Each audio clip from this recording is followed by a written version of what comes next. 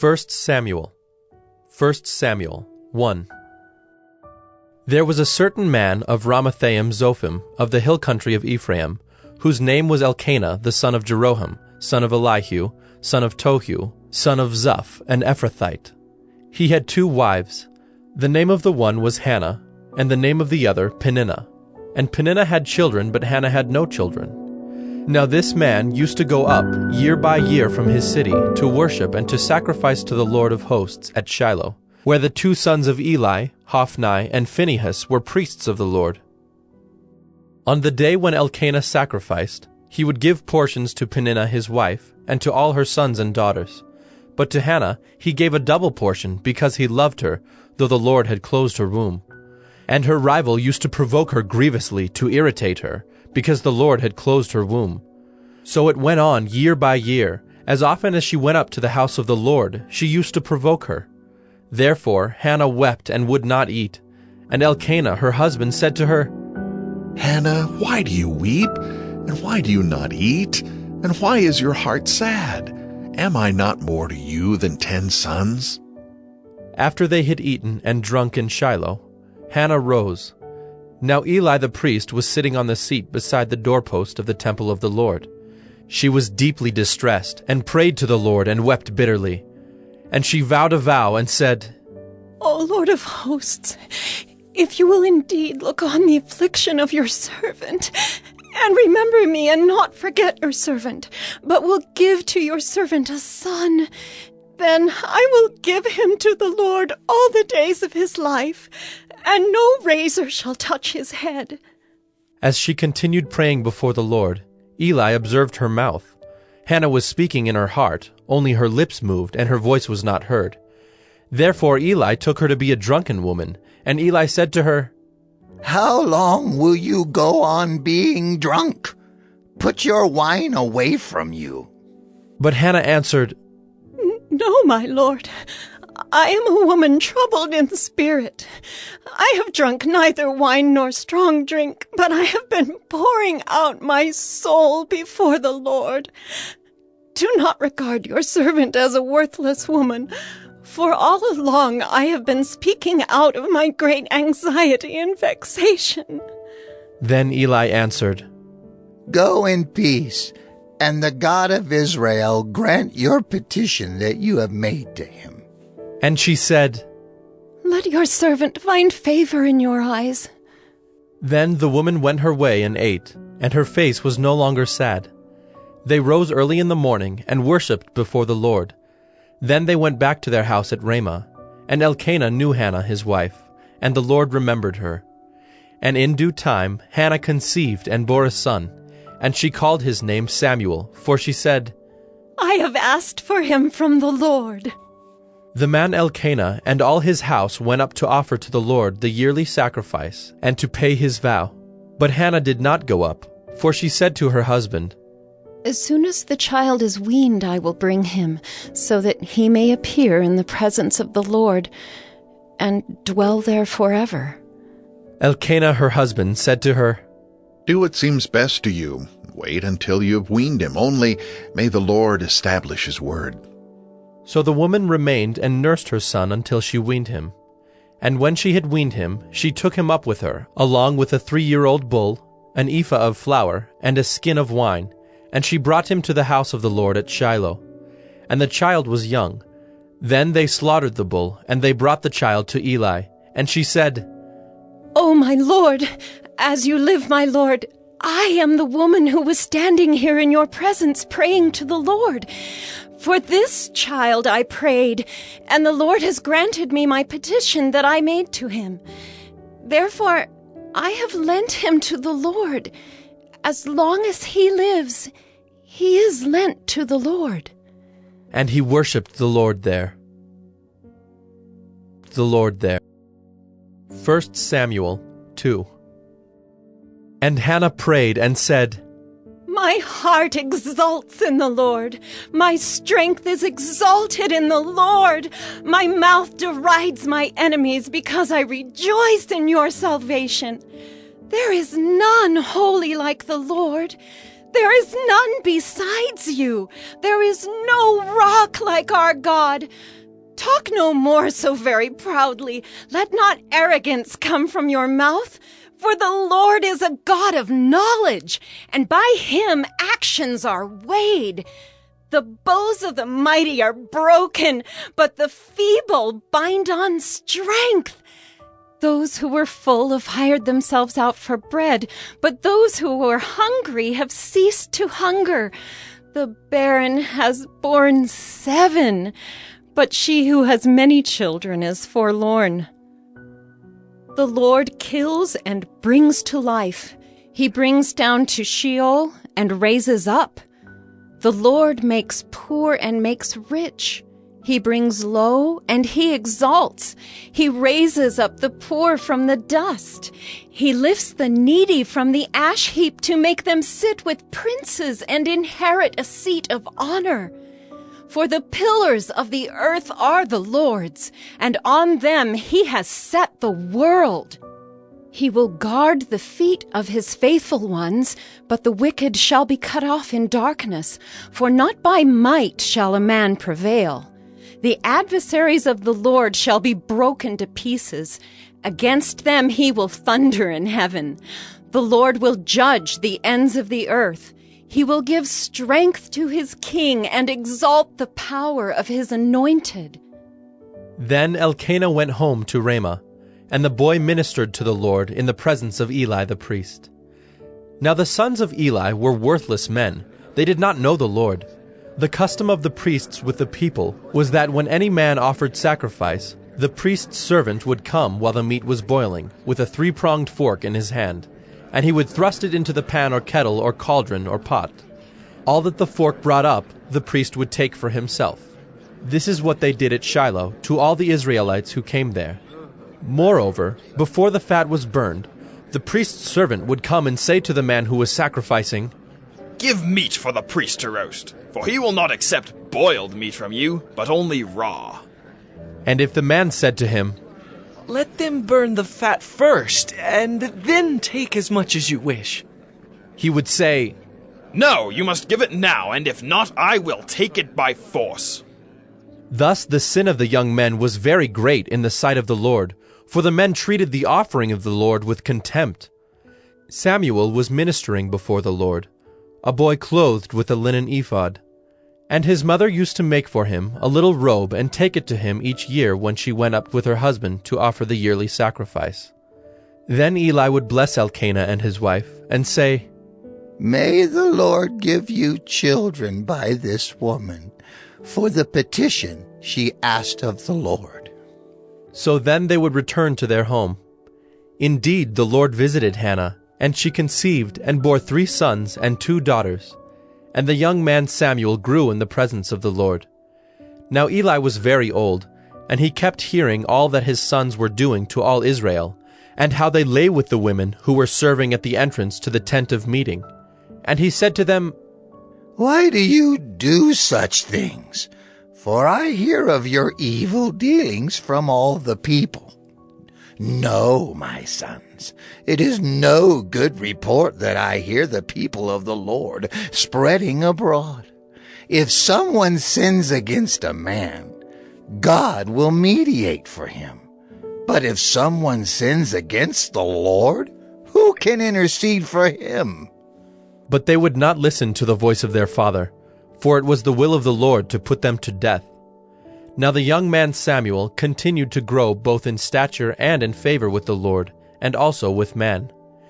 And there came a man of God to Eli, and said to him, "Thus the Lord has said, Did I indeed reveal myself to the house of your father when they were in Egypt, subject to the house of Pharaoh? Did I choose him out of all the tribes of Israel to be my priest, to go up to my altar, to burn incense, to wear an ephod before me? I gave to the house of your father all my offerings by fire from the people of Israel. Why then do you scorn my sacrifices and my offerings that I commanded, and honor your sons above me by fattening yourselves on the choicest parts of every offering of my people Israel? Therefore the Lord, the God of Israel, declares, I promised that your house and the house of your father should go in and out before me forever. But now, the Lord declares, far be it from me, for those who honor me I will honor, and those who despise me shall be lightly esteemed. Behold, the days are coming when I will cut off your strength, and the strength of your father's house, so that there will not be an old man in your house. Then in distress you will look with envious eye on all the prosperity that shall be bestowed on Israel, and there shall not be an old man in your house forever. The only one of you whom I shall not cut off from my altar shall be spared to weep his eyes out, to grieve his heart, and all the descendants of your house shall die by the sword of men. And this that shall come upon your 2 sons, Hophni and Phinehas, shall be the sign to you. Both of them shall die on the same day. And I will raise up for myself a faithful priest, who shall do according to what is in my heart and in my mind. And I will build him a sure house, and he shall go in and out before my anointed forever. And everyone who is left in your house shall come to implore him for a piece of silver or a loaf of bread, and shall say, Please, put me in one of the priest's places, that I may eat a morsel of bread. 1 Samuel 3. Now the young man Samuel was ministering to the Lord under Eli. And the word of the Lord was rare in those days. There was no frequent vision. At that time Eli, whose eyesight had begun to grow dim so that he could not see, was lying down in his own place. The lamp of God had not yet gone out, and Samuel was lying down in the temple of the Lord, where the ark of God was. Then the Lord called Samuel, and he said, Here I am. And ran to Eli, and said, Here I am, for you called me. But he said, I did not call. Lie down again. So he went and lay down. And the Lord called again, Samuel. And Samuel arose and went to Eli and said, Here I am, for you called me. But he said, I did not call, my son. Lie down again. Now Samuel did not yet know the Lord, and the word of the Lord had not yet been revealed to him. And the Lord called Samuel again the 3rd time. And he arose and went to Eli and said, Here I am, for you called me. Then Eli perceived that the Lord was calling the young man. Therefore Eli said to Samuel, Go, lie down, and if he calls you, you shall say, Speak, Lord, for your servant hears. So Samuel went and lay down in his place. And the Lord came and stood, calling as at other times, Samuel, Samuel. And Samuel said, Speak, for your servant hears. Then the Lord said to Samuel, Behold, I am about to do a thing in Israel at which the 2 ears of everyone who hears it will tingle. On that day I will fulfill against Eli all that I have spoken concerning his house, from beginning to end. And I declare to him that I am about to punish his house forever, for the iniquity that he knew, because his sons were blaspheming God, and he did not restrain them. Therefore I swear to the house of Eli, that the iniquity of Eli's house shall not be atoned for by sacrifice or offering forever. Samuel lay until morning. Then he opened the doors of the house of the Lord. And Samuel was afraid to tell the vision to Eli. But Eli called Samuel and said, Samuel, my son. And he said, Here I am. And Eli said, What was it that he told you? Do not hide it from me. May God do so to you and more also, if you hide anything from me of all that he told you. So Samuel told him everything, and hid nothing from him. And he said, It is the Lord. Let him do what seems good to him. And Samuel grew, and the Lord was with him, and let none of his words fall to the ground. And all Israel, from Dan to Beersheba, knew that Samuel was established as a prophet of the Lord. And the Lord appeared again at Shiloh, for the Lord revealed himself to Samuel at Shiloh by the word of the Lord. 1 Samuel 4. And the word of Samuel came to all Israel. Now Israel went out to battle against the Philistines. They encamped at Ebenezer, and the Philistines encamped at Aphek. The Philistines drew up in line against Israel, and when the battle spread, Israel was defeated by the Philistines, who killed about 4,000 men on the field of battle. And when the troops came to the camp, the elders of Israel said, "Why has the Lord defeated us today before the Philistines? Let us bring the ark of the covenant of the Lord here from Shiloh, that it may come among us and save us from the power of our enemies." So the people sent to Shiloh, and brought from there the ark of the covenant of the Lord of hosts, who is enthroned on the cherubim. And the 2 sons of Eli, Hophni and Phinehas, were there with the ark of the covenant of God. As soon as the ark of the covenant of the Lord came into the camp, all Israel gave a mighty shout, so that the earth resounded. And when the Philistines heard the noise of the shouting, they said, "What does this great shouting in the camp of the Hebrews mean?" And when they learned that the ark of the Lord had come to the camp, the Philistines were afraid, for they said, "A god has come into the camp!"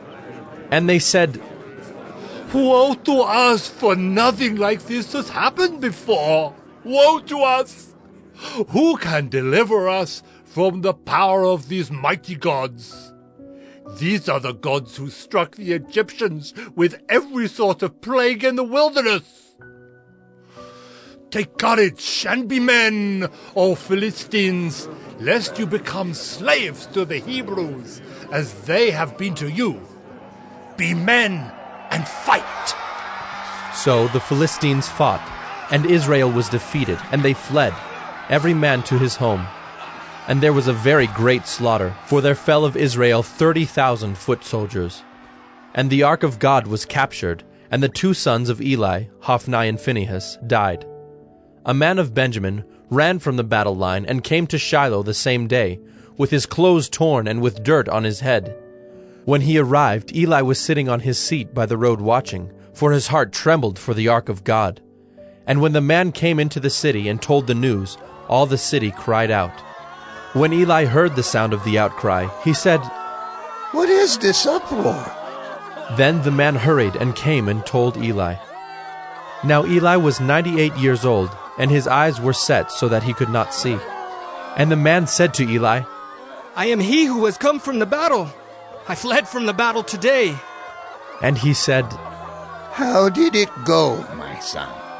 He who brought the news answered and said, "Israel has fled before the Philistines, and there has also been a great defeat among the people.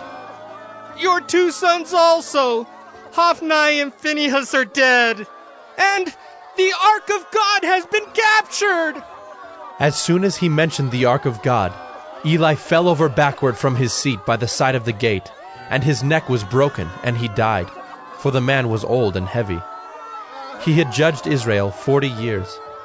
Now his daughter-in-law, the wife of Phinehas, was pregnant, about to give birth. And when she heard the news that the ark of God was captured, and that her father-in-law and her husband were dead, she bowed and gave birth, for her pains came upon her. And about the time of her death, the woman attending her said to her, "Do not be afraid, for you have borne a son." But she did not answer or pay attention, and she named the child Ichabod, saying, "The glory has departed from Israel," because the ark of God had been captured, and because of her father-in-law and her husband. And she said, "The glory has departed from Israel, for the ark of God has been captured." 1 Samuel 5. When the Philistines captured the ark of God, they brought it from Ebenezer to Ashdod. Then the Philistines took the ark of God and brought it into the house of Dagon, and set it up beside Dagon. And when the people of Ashdod rose early the next day, behold, Dagon had fallen face downward on the ground before the ark of the Lord. So they took Dagon and put him back in his place. But when they rose early on the next morning, behold, Dagon had fallen face downward on the ground before the ark of the Lord, and the head of Dagon and both his hands were lying cut off on the threshold. Only the trunk of Dagon was left to him. This is why the priests of Dagon, and all who enter the house of Dagon, do not tread on the threshold of Dagon in Ashdod to this day. the hand of the Lord was heavy against the people of Ashdod, and he terrified and afflicted them with tumors, both Ashdod and its territory. And when the men of Ashdod saw how things were, they said, "The ark of the God of Israel must not remain with us, for his hand is hard against us and against Dagon our God." So they sent and gathered together all the lords of the Philistines, and said, "What shall we do with the ark of the God of Israel?" They answered, "Let the ark of the God of Israel be brought around to Gath." So they brought the ark of the God of Israel there. But after they had brought it around, the hand of the Lord was against the city, causing a very great panic, and he afflicted the men of the city, both young and old, so that tumors broke out on them. So they sent the ark of God to Ekron. But as soon as the ark of God came to Ekron, the people of Ekron cried out, "They have brought around to us the ark of the God of Israel to kill us and our people." They sent, therefore, and gathered together all the lords of the Philistines, and said, "Send away the ark of the God of Israel, and let it return to its own place, that it may not kill us and our people." For there was a deathly panic throughout the whole city. The hand of God was very heavy there. The men who did not die were struck with tumors, and the cry of the city went up to heaven. 1 Samuel 6. The ark of the Lord was in the country of the Philistines 7 months. And the Philistines called for the priests and the diviners, and said, "What shall we do with the ark of the Lord? Tell us with what we shall send it to its place." They said, "If you send away the ark of the God of Israel, do not send it empty, but by all means return him a guilt offering. Then you will be healed, and it will be known to you why his hand does not turn away from you." And they said, "What is the guilt offering that we shall return to him?" They answered, 5 golden tumors and 5 golden mice, according to the number of the lords of the Philistines. For the same plague was on all of you and on your lords. So you must make images of your tumors and images of your mice that ravage the land, and give glory to the God of Israel. Perhaps he will lighten his hand from off you and your gods and your land. Why should you harden your hearts as the Egyptians and Pharaoh hardened their hearts? After he had dealt severely with them, did they not send the people away, and they departed?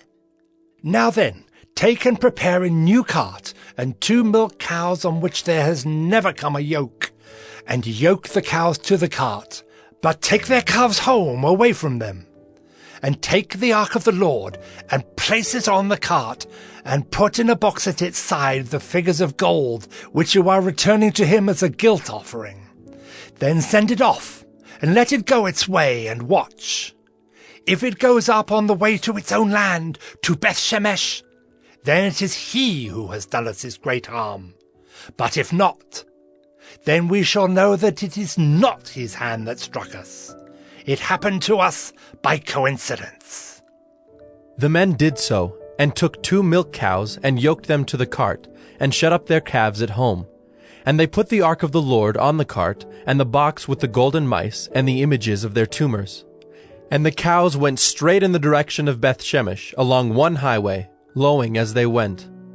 They turned neither to the right nor to the left, and the lords of the Philistines went after them as far as the border of Beth-Shemesh. Now the people of Beth-Shemesh were reaping their wheat harvest in the valley, and when they lifted up their eyes and saw the ark, they rejoiced to see it. The cart came into the field of Joshua of Beth-Shemesh and stopped there. A great stone was there, and they split up the wood of the cart and offered the cows as a burnt offering to the Lord. And the Levites took down the ark of the Lord and the box that was beside it, in which were the golden figures, and set them upon the great stone. And the men of Beth-Shemesh offered burnt offerings and sacrificed sacrifices on that day to the Lord. And when the 5 lords of the Philistines saw it, they returned that day to Ekron. These are the golden tumors that the Philistines returned as a guilt offering to the Lord: 1 for Ashdod, 1 for Gaza, 1 for Ashkelon, 1 for Gath, 1 for Ekron, and the golden mice according to the number of all the cities of the Philistines, belonging to the 5 lords, both fortified cities and unwalled villages. The great stone beside which they set down the ark of the Lord is a witness to this day in the field of Joshua of Bethshemesh. And he struck some of the men of Bethshemesh, because they looked upon the ark of the Lord. He struck 70 men of them, and the people mourned because the Lord had struck the people with a great blow. Then the men of Bethshemesh said, Who is able to stand before the Lord, this holy God? And to whom shall he go up away from us? So they sent messengers to the inhabitants of Kiriath-Jearim, saying, The Philistines have returned the ark of the Lord. Come down and take it up to you. 1 Samuel 7. And the men of Kiriath-Jearim came and took up the ark of the Lord, and brought it to the house of Abinadab on the hill. And they consecrated his son Eleazar to have charge of the ark of the Lord. From the day that the ark was lodged at Kiriath-Jearim, a long time passed, some 20 years, and all the house of Israel lamented after the Lord. And Samuel said to all the house of Israel, If you are returning to the Lord with all your heart, then put away the foreign gods and the Ashtaroth from among you, and direct your heart to the Lord, and serve him only, and he will deliver you out of the hand of the Philistines. So the people of Israel put away the Baals and the Ashtaroth, and they served the Lord only. Then Samuel said, Gather all Israel at Mizpah, and I will pray to the Lord for you. So they gathered at Mizpah, and drew water and poured it out before the Lord, and fasted on that day, and said there, We have sinned against the Lord. And Samuel judged the people of Israel at Mizpah. Now when the Philistines heard that the people of Israel had gathered at Mizpah, the lords of the Philistines went up against Israel. And when the people of Israel heard of it, they were afraid of the Philistines. And the people of Israel said to Samuel, Do not cease to cry out to the Lord our God for us, that he may save us from the hand of the Philistines. So Samuel took a nursing lamb and offered it as a whole burnt offering to the Lord. And Samuel cried out to the Lord for Israel, and the Lord answered him. As Samuel was offering up the burnt offering, the Philistines drew near to attack Israel. But the Lord thundered with a mighty sound that day against the Philistines, and threw them into confusion, and they were routed before Israel. And the men of Israel went out from Mizpah, and pursued the Philistines, and struck them as far as below Bethkar. Then Samuel took a stone, and set it up between Mizpah and Shen, and called its name Ebenezer. For he said, Till now the Lord has helped us. So the Philistines were subdued, and did not again enter the territory of Israel. And the hand of the Lord was against the Philistines all the days of Samuel. The cities that the Philistines had taken from Israel were restored to Israel, from Ekron to Gath, and Israel delivered their territory from the hand of the Philistines. There was peace also between Israel and the Amorites. Samuel judged Israel all the days of his life, and he went on a circuit year by year to Bethel, Gilgal, and Mizpah, and he judged Israel in all these places. Then he would return to Ramah, for his home was there, and there also he judged Israel. And he built there an altar to the Lord. 1 Samuel 8. When Samuel became old, he made his sons judges over Israel. The name of his firstborn son was Joel, and the name of his second Abijah. They were judges in Beersheba. Yet his sons did not walk in his ways, but turned aside after gain. They took bribes and perverted justice. Then all the elders of Israel gathered together, and came to Samuel at Ramah, and said to him, Behold, you are old, and your sons do not walk in your ways. Now appoint for us a king to judge us like all the nations. But the thing displeased Samuel when they said, Give us a king to judge us. And Samuel prayed to the Lord.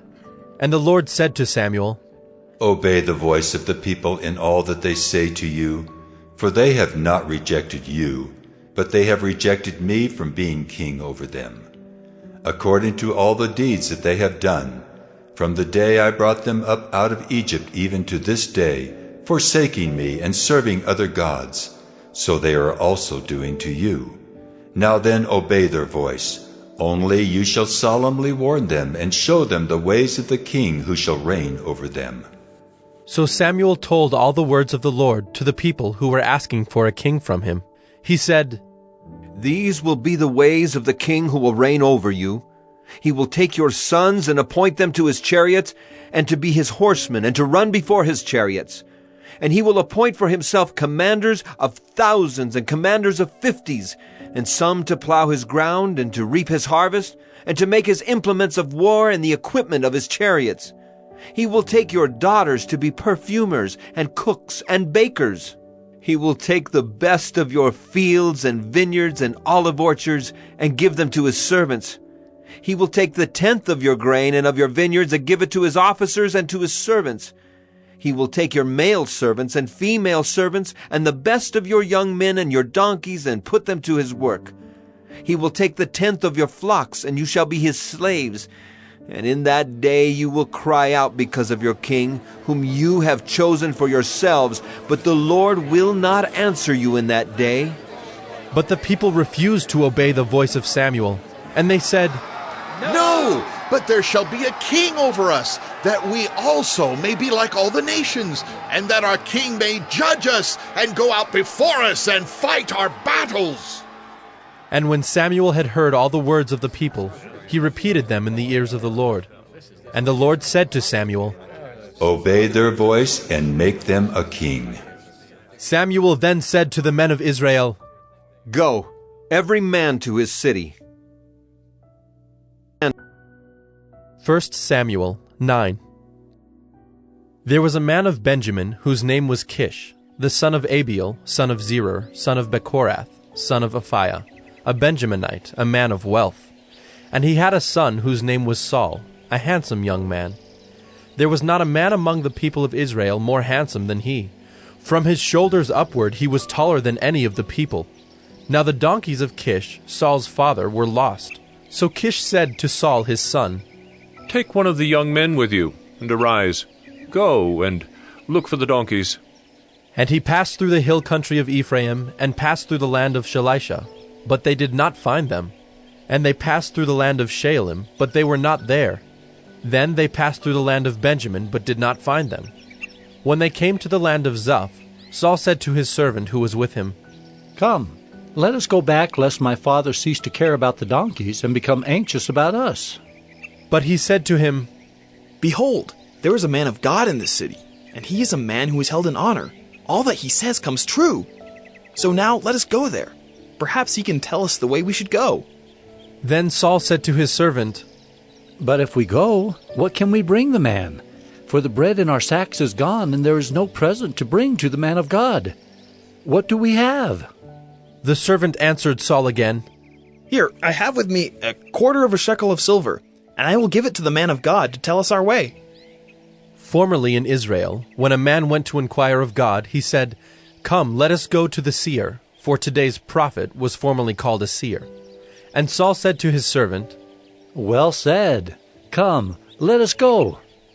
So they went to the city where the man of God was. As they went up the hill to the city, they met young women coming out to draw water, and said to them, Is the seer here? They answered, He is. Behold, he is just ahead of you. Hurry! He has come just now to the city, because the people have a sacrifice today on the high place. As soon as you enter the city, you will find him before he goes up to the high place to eat. For the people will not eat till he comes, since he must bless the sacrifice. Afterward, those who are invited will eat. Now go up, for you will meet him immediately. So they went up to the city. As they were entering the city, they saw Samuel coming out toward them on his way up to the high place. Now the day before Saul came, the Lord had revealed to Samuel, Tomorrow, about this time, I will send to you a man from the land of Benjamin, and you shall anoint him to be prince over my people Israel. He shall save my people from the hand of the Philistines. For I have seen my people, because their cry has come to me. When Samuel saw Saul, the Lord told him, Here is the man of whom I spoke to you. He it is who shall restrain my people.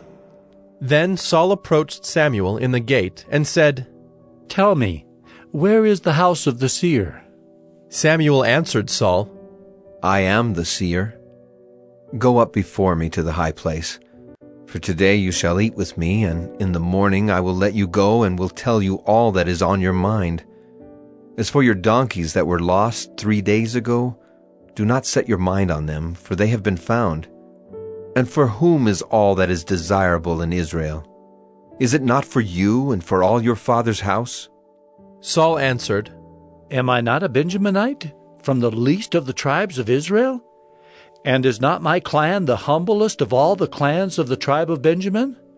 Why then have you spoken to me in this way?" Then Samuel took Saul and his young men, and brought them into the hall, and gave them a place at the head of those who had been invited, who were about 30 persons. And Samuel said to the cook, "Bring the portion I gave you, of which I said to you, put it aside." So the cook took up the leg and what was on it, and set them before Saul. And Samuel said, "See, what was kept is set before you. Eat, because it was kept for you until the hour appointed, that you might eat with the guests." So Saul ate with Samuel that day. And when they came down from the high place into the city, a bed was spread for Saul on the roof, and he lay down to sleep. Then at the break of dawn, Samuel called to Saul on the roof, "Up, that I may send you on your way." So Saul arose, and both he and Samuel went out into the street. As they were going down to the outskirts of the city, Samuel said to Saul, "Tell the servant to pass on before us, and when he has passed on, stop here yourself for a while, that I may make known to you the word of God." 1 Samuel 10. Then Samuel took a flask of oil, and poured it on his head, and kissed him, and said, "Has not the Lord anointed you to be prince over his people Israel? And you shall reign over the people of the Lord, and you will save them from the hand of their surrounding enemies. And this shall be the sign to you that the Lord has anointed you to be prince over his heritage. When you depart from me today, you will meet 2 men by Rachel's tomb in the territory of Benjamin at Zelzah, and they will say to you, 'The donkeys that you went to seek are found, and now your father has ceased to care about the donkeys and is anxious about you, saying, What shall I do about my son?' Then you shall go on from there farther and come to the oak of Tabor. 3 men going up to God at Bethel will meet you there, one carrying 3 young goats, another carrying 3 loaves of bread, and another carrying a skin of wine. And they will greet you and give you 2 loaves of bread, which you shall accept from their hand. After that, you shall come to Gibeath Elohim, where there is a garrison of the Philistines. And there, as soon as you come to the city, you will meet a group of prophets coming down from the high place, with harp, tambourine, flute, and lyre before them, prophesying. Then the Spirit of the Lord will rush upon you, and you will prophesy with them, and be turned into another man. Now when these signs meet you, do what your hand finds to do, for God is with you. Then go down before me to Gilgal, and behold, I am coming to you to offer burnt offerings and to sacrifice peace offerings. 7 days you shall wait, until I come to you and show you what you shall do." When he turned his back to leave Samuel, God gave him another heart. And all these signs came to pass that day. When they came to Gibeah, behold, a group of prophets met him, and the Spirit of God rushed upon him, and he prophesied among them. And when all who knew him previously saw how he prophesied with the prophets, the people said to one another, "What has come over the son of Kish? Is Saul also among the prophets?" And a man of the place answered, "And who is their father?" Therefore it became a proverb, "Is Saul also among the prophets?" When he had finished prophesying, he came to the high place. Saul's uncle said to him and to his servant, "Where did you go?" And he said, "To seek the donkeys. And when we saw they were not to be found, we went to Samuel." And Saul's uncle said, "Please tell me what Samuel said to you." And Saul said to his uncle, "He told us plainly that the donkeys had been found." But about the matter of the kingdom, of which Samuel had spoken, he did not tell him anything. Now Samuel called the people together to the Lord at Mizpah, and he said to the people of Israel, "Thus says the Lord, the God of Israel, I brought up Israel out of Egypt, and I delivered you from the hand of the Egyptians and from the hand of all the kingdoms that were oppressing you. But today you have rejected your God, who saves you from all your calamities and your distresses, and you have said to him, Set a king over us. Now therefore present yourselves before the Lord by your tribes and by your thousands. Then Samuel brought all the tribes of Israel near, and the tribe of Benjamin was taken by lot. He brought the tribe of Benjamin near by its clans, and the clan of the Matrites was taken by lot. And Saul, the son of Kish, was taken by lot. But when they sought him, he could not be found. So they inquired again of the Lord, Is there a man still to come? And the Lord said, Behold, he has hidden himself among the baggage.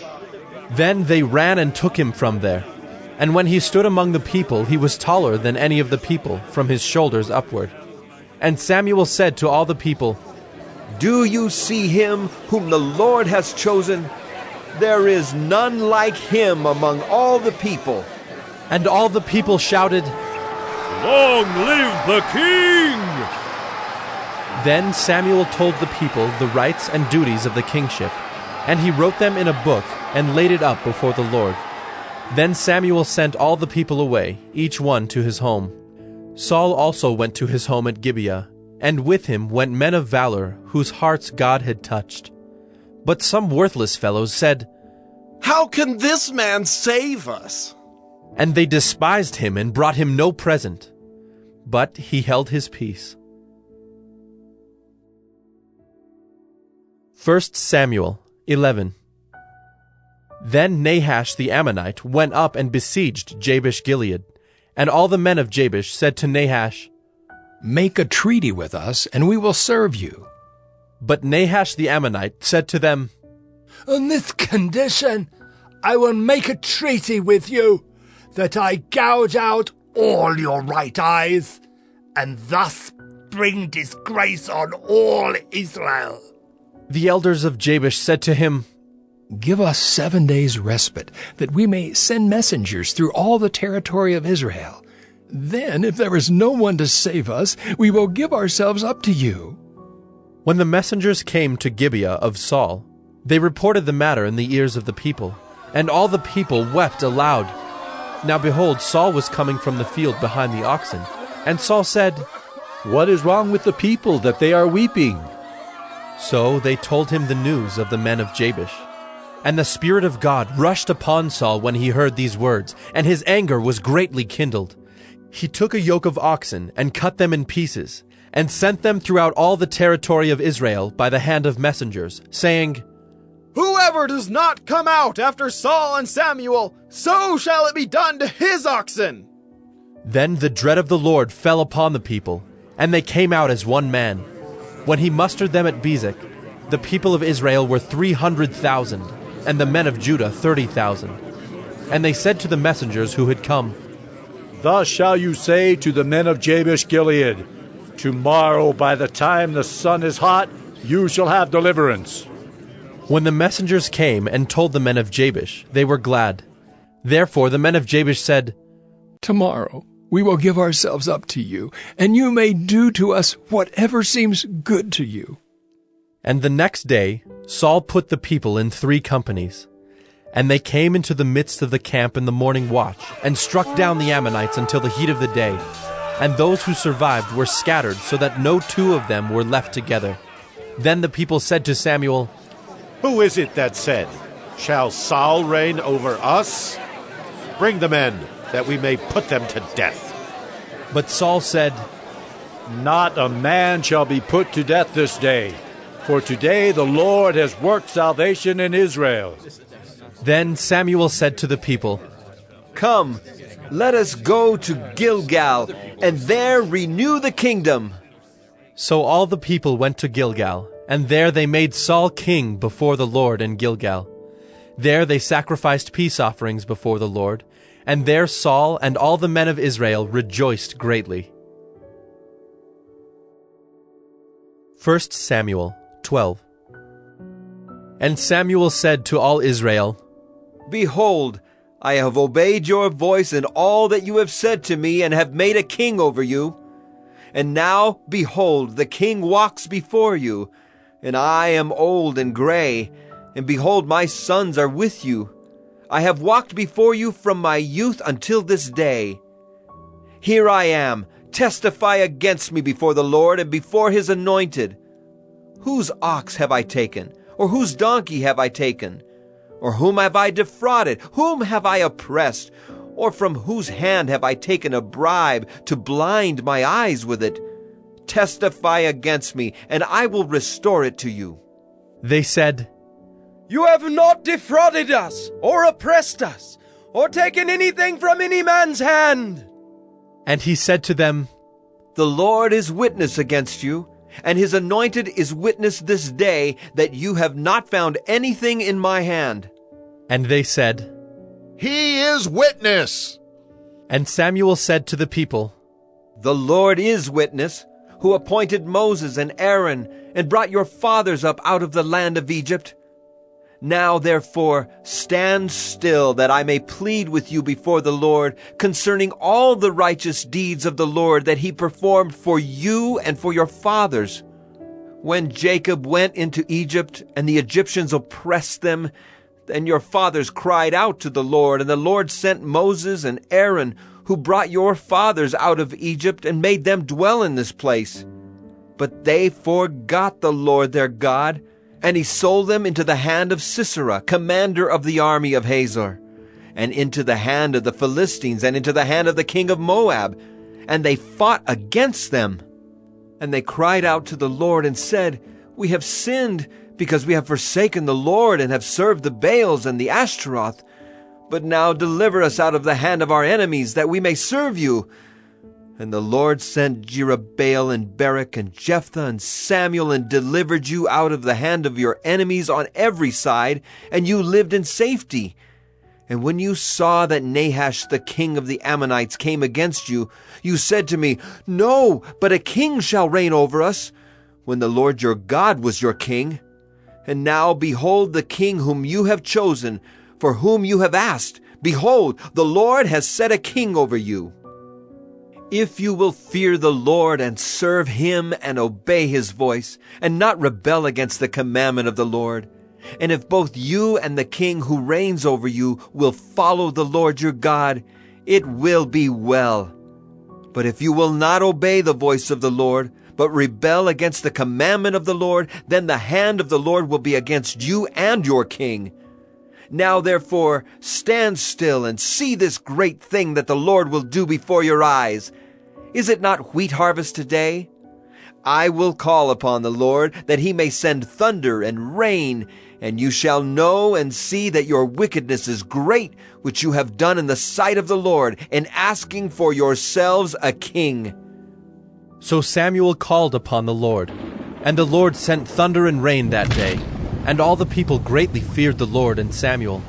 And all the people said to Samuel, Pray for your servants to the Lord your God, that we may not die. For we have added to all our sins this evil, to ask for ourselves a king.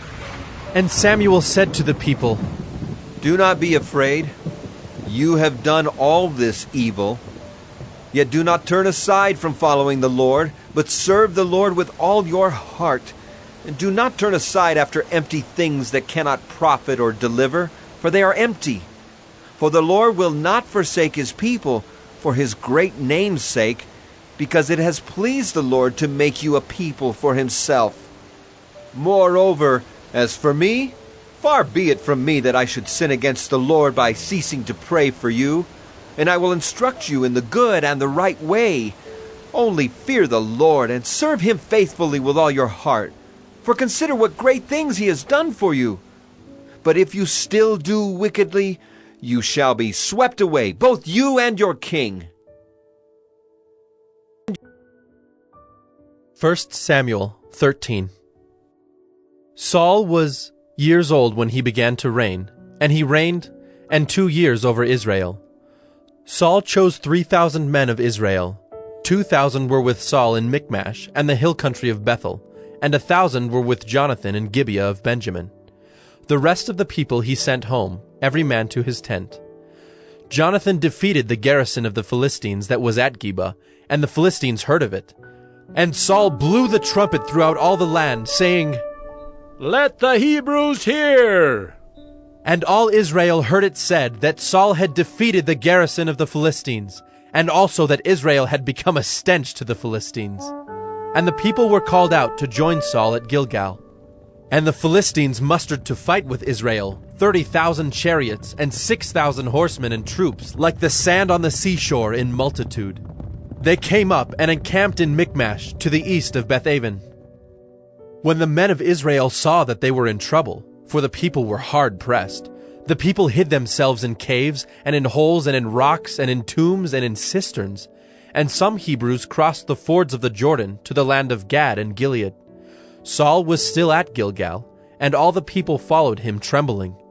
He waited 7 days, the time appointed by Samuel. But Samuel did not come to Gilgal, and the people were scattering from him. So Saul said, "Bring the burnt offering here to me, and the peace offerings." And he offered the burnt offering. As soon as he had finished offering the burnt offering, behold, Samuel came, and Saul went out to meet him and greet him. Samuel said, "What have you done?"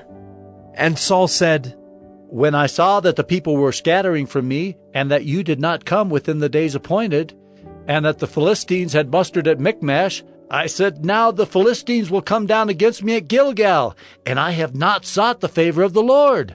So I forced myself and offered the burnt offering." And Samuel said to Saul, "You have done foolishly. You have not kept the command of the Lord your God with which he commanded you. For then the Lord would have established your kingdom over Israel forever. But now your kingdom shall not continue. The Lord has sought out a man after his own heart, and the Lord has commanded him to be prince over his people, because you have not kept what the Lord commanded you." And Samuel arose and went up from Gilgal. The rest of the people went up after Saul to meet the army. They went up from Gilgal to Gibeah of Benjamin, and Saul numbered the people who were present with him, about 600 men. And Saul and Jonathan his son, and the people who were present with them, stayed in Gibeah of Benjamin, but the Philistines encamped in Michmash. And raiders came out of the camp of the Philistines in 3 companies. One company turned toward Ophrah to the land of Shual, another company turned toward Beth-horon, and another company turned toward the border that looks down on the valley of Zeboim, toward the wilderness. Now there was no blacksmith to be found throughout all the land of Israel, for the Philistines said, "Lest the Hebrews make themselves swords or spears." But every one of the Israelites went down to the Philistines to sharpen his plowshare, his mattock, his axe, or his sickle. And the charge was 2/3 of a shekel for the plowshares and for the mattocks, and 1/3 of a shekel for sharpening the axes and for setting the goads. So on the day of the battle, there was neither sword nor spear found in the hand of any of the people with Saul and Jonathan, but Saul and Jonathan his son had them. And the garrison of the Philistines went out to the pass of Michmash. 1 Samuel 14. One day Jonathan, the son of Saul, said to the young man who carried his armor, "Come, let us go over to the Philistine garrison on the other side." But he did not tell his father. Saul was staying in the outskirts of Gibeah in the pomegranate cave at Migron. The people who were with him were about 600 men, including Ahijah the son of Ahitub, Ichabod's brother, son of Phinehas, son of Eli, the priest of the Lord in Shiloh, wearing an ephod. And the people did not know that Jonathan had gone. Within the passes by which Jonathan sought to go over to the Philistine garrison, there was a rocky crag on the one side and a rocky crag on the other side. The name of the one was Bozez, and the name of the other Sina. The one crag rose on the north in front of Michmash, and the other on the south in front of Geba. Jonathan said to the young man who carried his armor, "Come, let us go over to the garrison of these uncircumcised. It may be that the Lord will work for us, for nothing can hinder the Lord from saving by many or by few."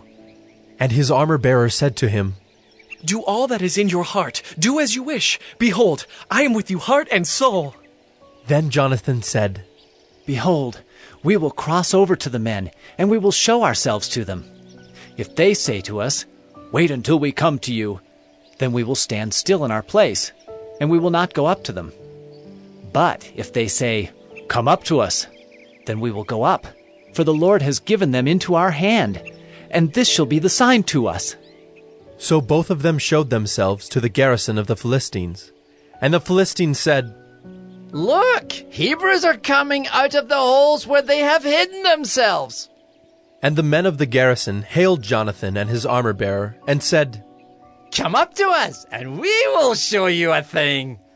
And Jonathan said to his armor-bearer, Come up after me, for the Lord has given them into the hand of Israel. Then Jonathan climbed up on his hands and feet, and his armor-bearer after him. And they fell before Jonathan, and his armor-bearer killed them after him. And that first strike which Jonathan and his armor-bearer made killed about 20 men within, as it were half a furrow's length in an acre of land. And there was a panic in the camp, in the field, and among all the people. The garrison and even the raiders trembled, the earth quaked, and it became a very great panic. And the watchmen of Saul and Gibeah of Benjamin looked, and behold, the multitude was dispersing here and there. Then Saul said to the people who were with him, Count, and see who has gone from us. And when they had counted, behold, Jonathan and his armor-bearer were not there. So Saul said to Ahijah, Bring the ark of God here. For the ark of God went at that time with the people of Israel. Now while Saul was talking to the priest, the tumult in the camp of the Philistines increased more and more. So Saul said to the priest, Withdraw your hand. Then Saul and all the people who were with him rallied and went into the battle. And behold, every Philistine's sword was against his fellow, and there was very great confusion. Now the Hebrews who had been with the Philistines before that time, and who had gone up with them into the camp, even they also turned to be with the Israelites who were with Saul and Jonathan.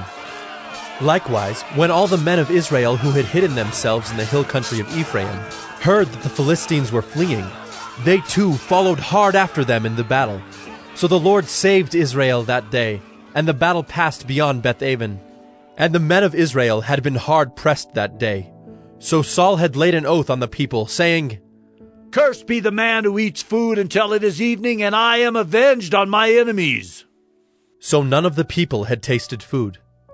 Now when all the people came to the forest, behold, there was honey on the ground. And when the people entered the forest, behold, the honey was dropping. But no one put his hand to his mouth, for the people feared the oath. But Jonathan had not heard his father charge the people with the oath. So he put out the tip of the staff that was in his hand, and dipped it in the honeycomb, and put his hand to his mouth, and his eyes became bright. Then one of the people said, Your father strictly charged the people with an oath, saying, Cursed be the man who eats food this day. And the people were faint. Then Jonathan said, My father has troubled the land. See how my eyes have become bright because I tasted a little of this honey? How much better if the people had eaten freely today of the spoil of their enemies that they found. For now the defeat among the Philistines has not been great. They struck down the Philistines that day from Michmash to Ajalon, and the people were very faint.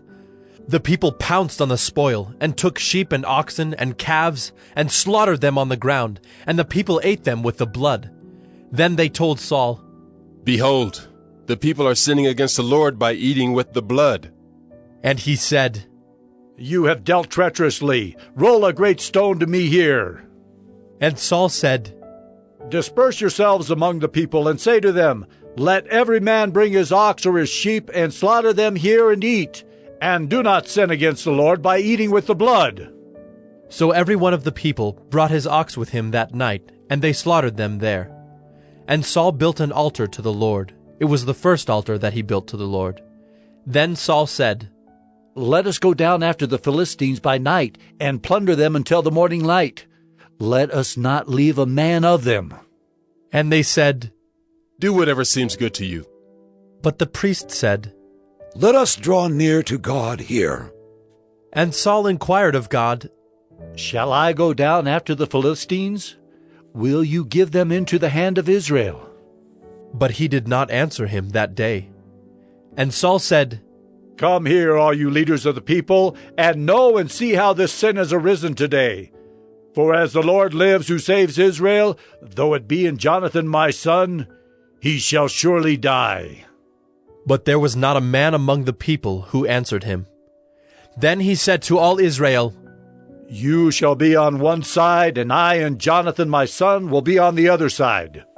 And the people said to Saul, Do what seems good to you. Therefore Saul said, O Lord God of Israel, why have you not answered your servant this day? If this guilt is in me or in Jonathan my son, O Lord God of Israel, give Urim. But if this guilt is in your people Israel, give Thummim. And Jonathan and Saul were taken, but the people escaped. Then Saul said, Cast the lot between me and my son Jonathan. And Jonathan was taken. Then Saul said to Jonathan, Tell me what you have done. And Jonathan told him, I tasted a little honey with the tip of the staff that was in my hand. Here I am. I will die. And Saul said, God do so to me and more also. You shall surely die, Jonathan. Then the people said to Saul, Shall Jonathan die, who has worked this great salvation in Israel? Far from it. As the Lord lives, there shall not one hair of his head fall to the ground, for he has worked with God this day. So the people ransomed Jonathan, so that he did not die. Then Saul went up from pursuing the Philistines, and the Philistines went to their own place. When Saul had taken the kingship over Israel, he fought against all his enemies on every side, against Moab, against the Ammonites, against Edom, against the kings of Zobah, and against the Philistines. Wherever he turned, he routed them. And he did valiantly, and struck the Amalekites, and delivered Israel out of the hands of those who plundered them. Now the sons of Saul were Jonathan, Ishvi, and Malchishua, and the names of his 2 daughters were these. The name of the firstborn was Merab, and the name of the younger, Michal. And the name of Saul's wife was Ahinoam, the daughter of Ahimaaz. And the name of the commander of his army was Abner, the son of Ner, Saul's uncle. Kish was the father of Saul, and Ner, the father of Abner, was the son of Abiel. There was hard fighting against the Philistines all the days of Saul. And when Saul saw any strong man, or any valiant man, he attached him to himself.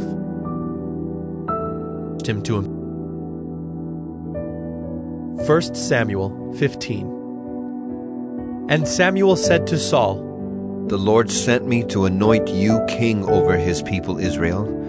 Now therefore listen to the words of the Lord. Thus says the Lord of hosts, I have noted what Amalek did to Israel in opposing them on the way when they came up out of Egypt. Now go and strike Amalek and devote to destruction all that they have. Do not spare them, but kill both man and woman, child and infant, ox and sheep, camel and donkey. So Saul summoned the people and numbered them in Telaim, 200,000 men on foot, and 10,000 men of Judah. And Saul came to the city of Amalek, and lay in wait in the valley.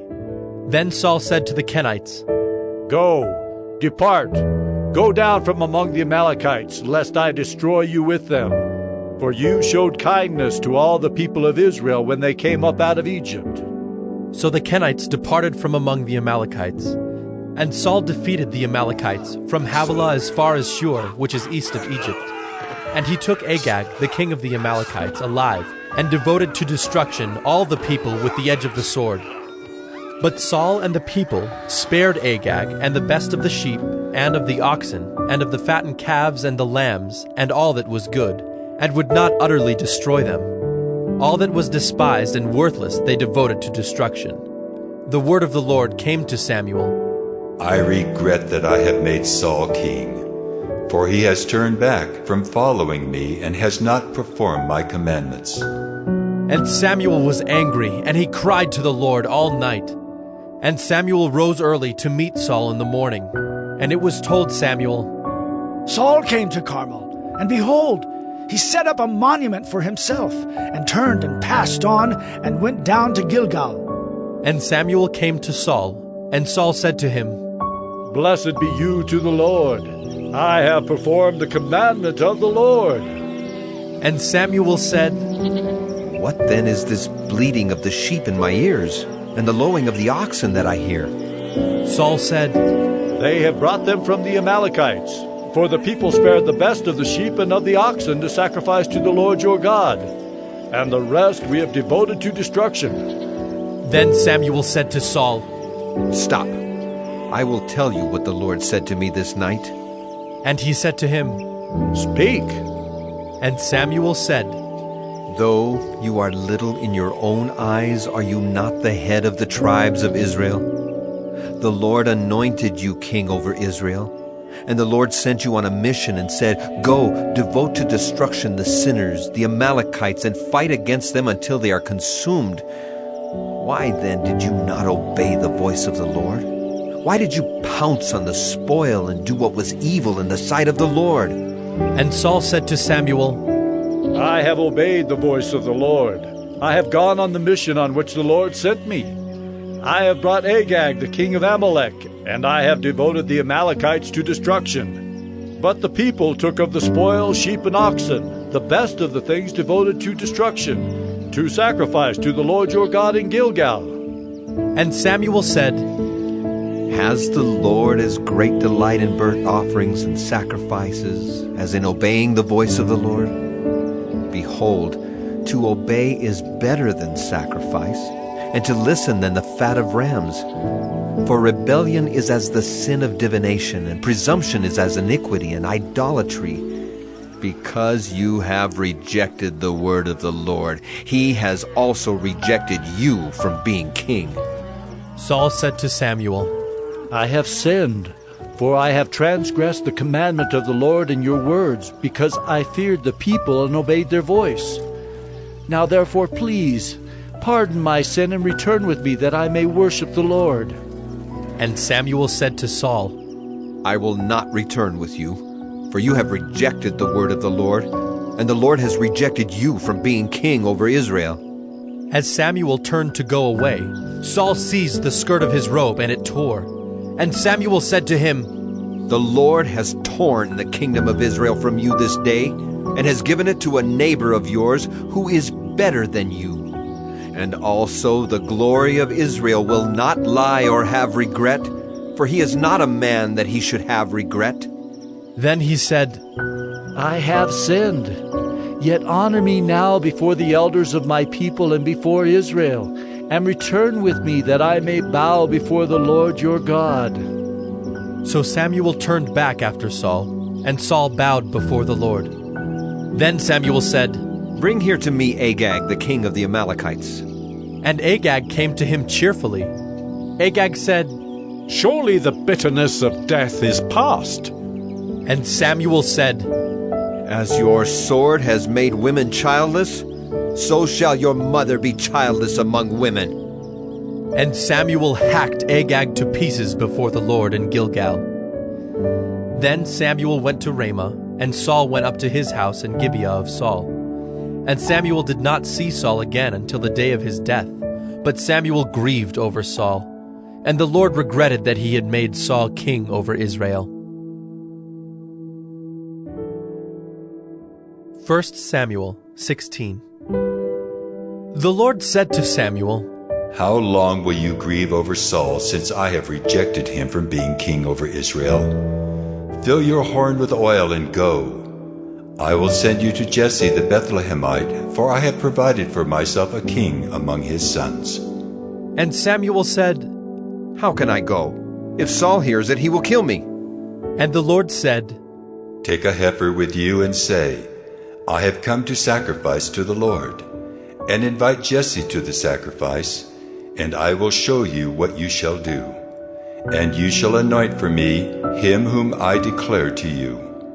Samuel did what the Lord commanded, and came to Bethlehem. The elders of the city came to meet him, trembling, and said, Do you come peaceably?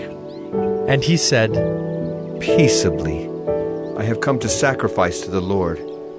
Consecrate yourselves, and come with me to the sacrifice. And he consecrated Jesse and his sons, and invited them to the sacrifice.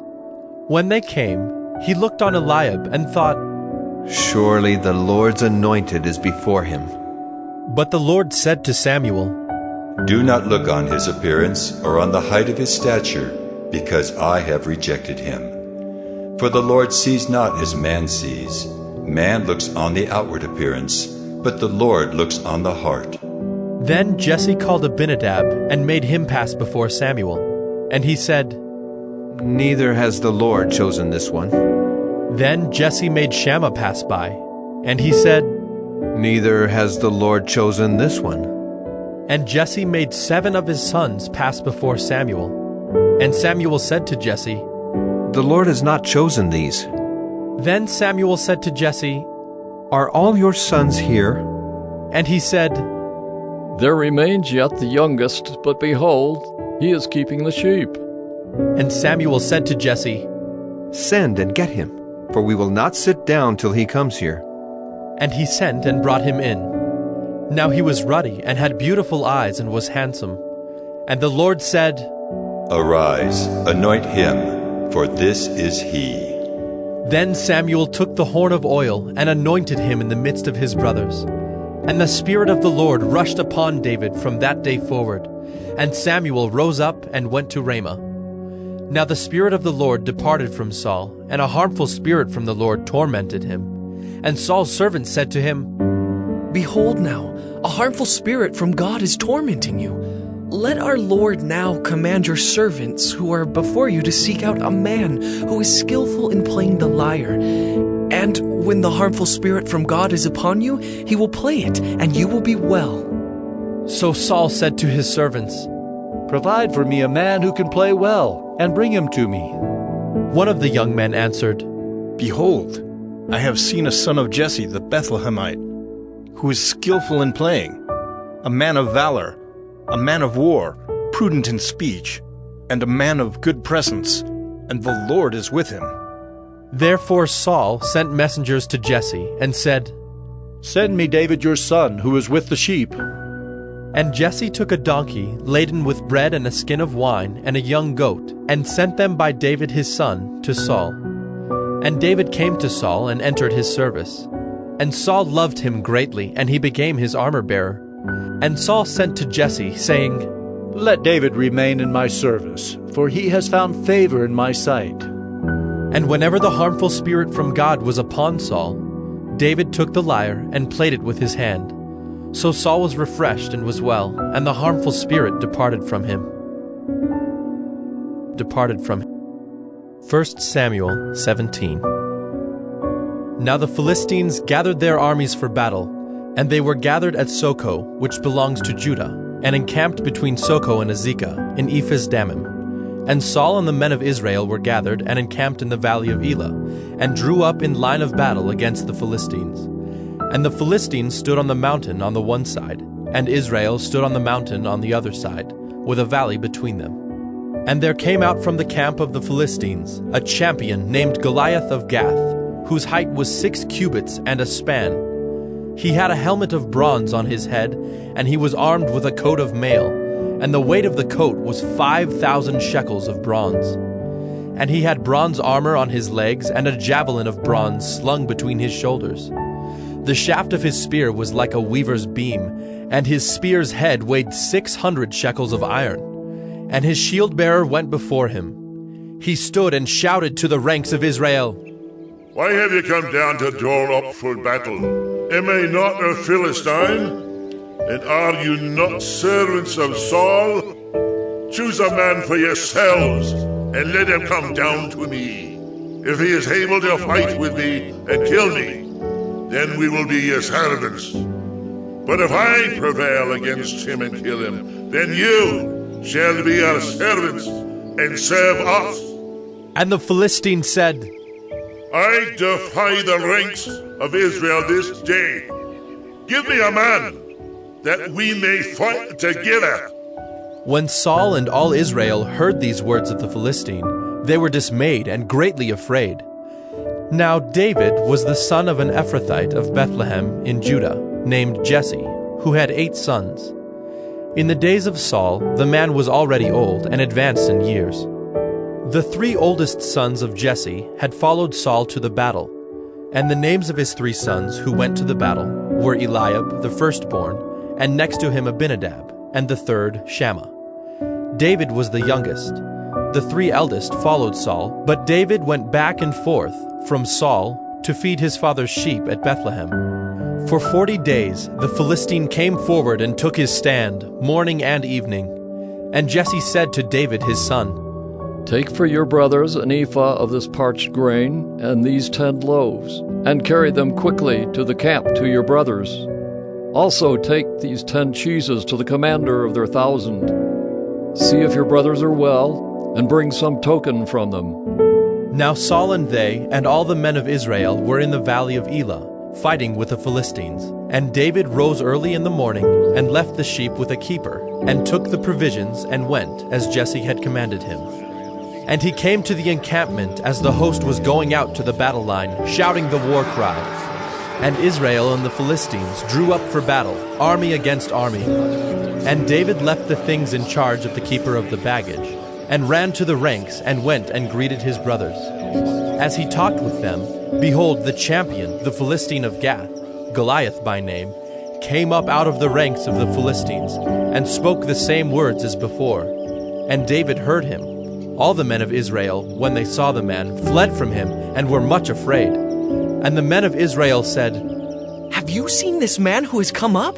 Surely he has come up to defy Israel. And the king will enrich the man who kills him with great riches, and will give him his daughter, and make his father's house free in Israel. And David said to the men who stood by him, What shall be done for the man who kills this Philistine, and takes away the reproach from Israel? For who is this uncircumcised Philistine, that he should defy the armies of the living God?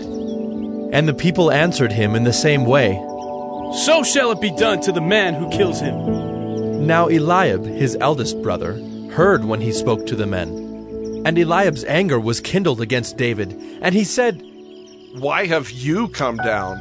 And with whom have you left those few sheep in the wilderness? I know your presumption and the evil of your heart, for you have come down to see the battle. And David said, What have I done now? Was it not but a word? And he turned away from him toward another, and spoke in the same way, and the people answered him again as before. When the words that David spoke were heard, they repeated them before Saul, and he sent for him. And David said to Saul, Let no man's heart fail because of him. Your servant will go and fight with this Philistine. And Saul said to David, You are not able to go against this Philistine to fight with him, for you are but a youth, and he has been a man of war from his youth. But David said to Saul, Your servant used to keep sheep for his father.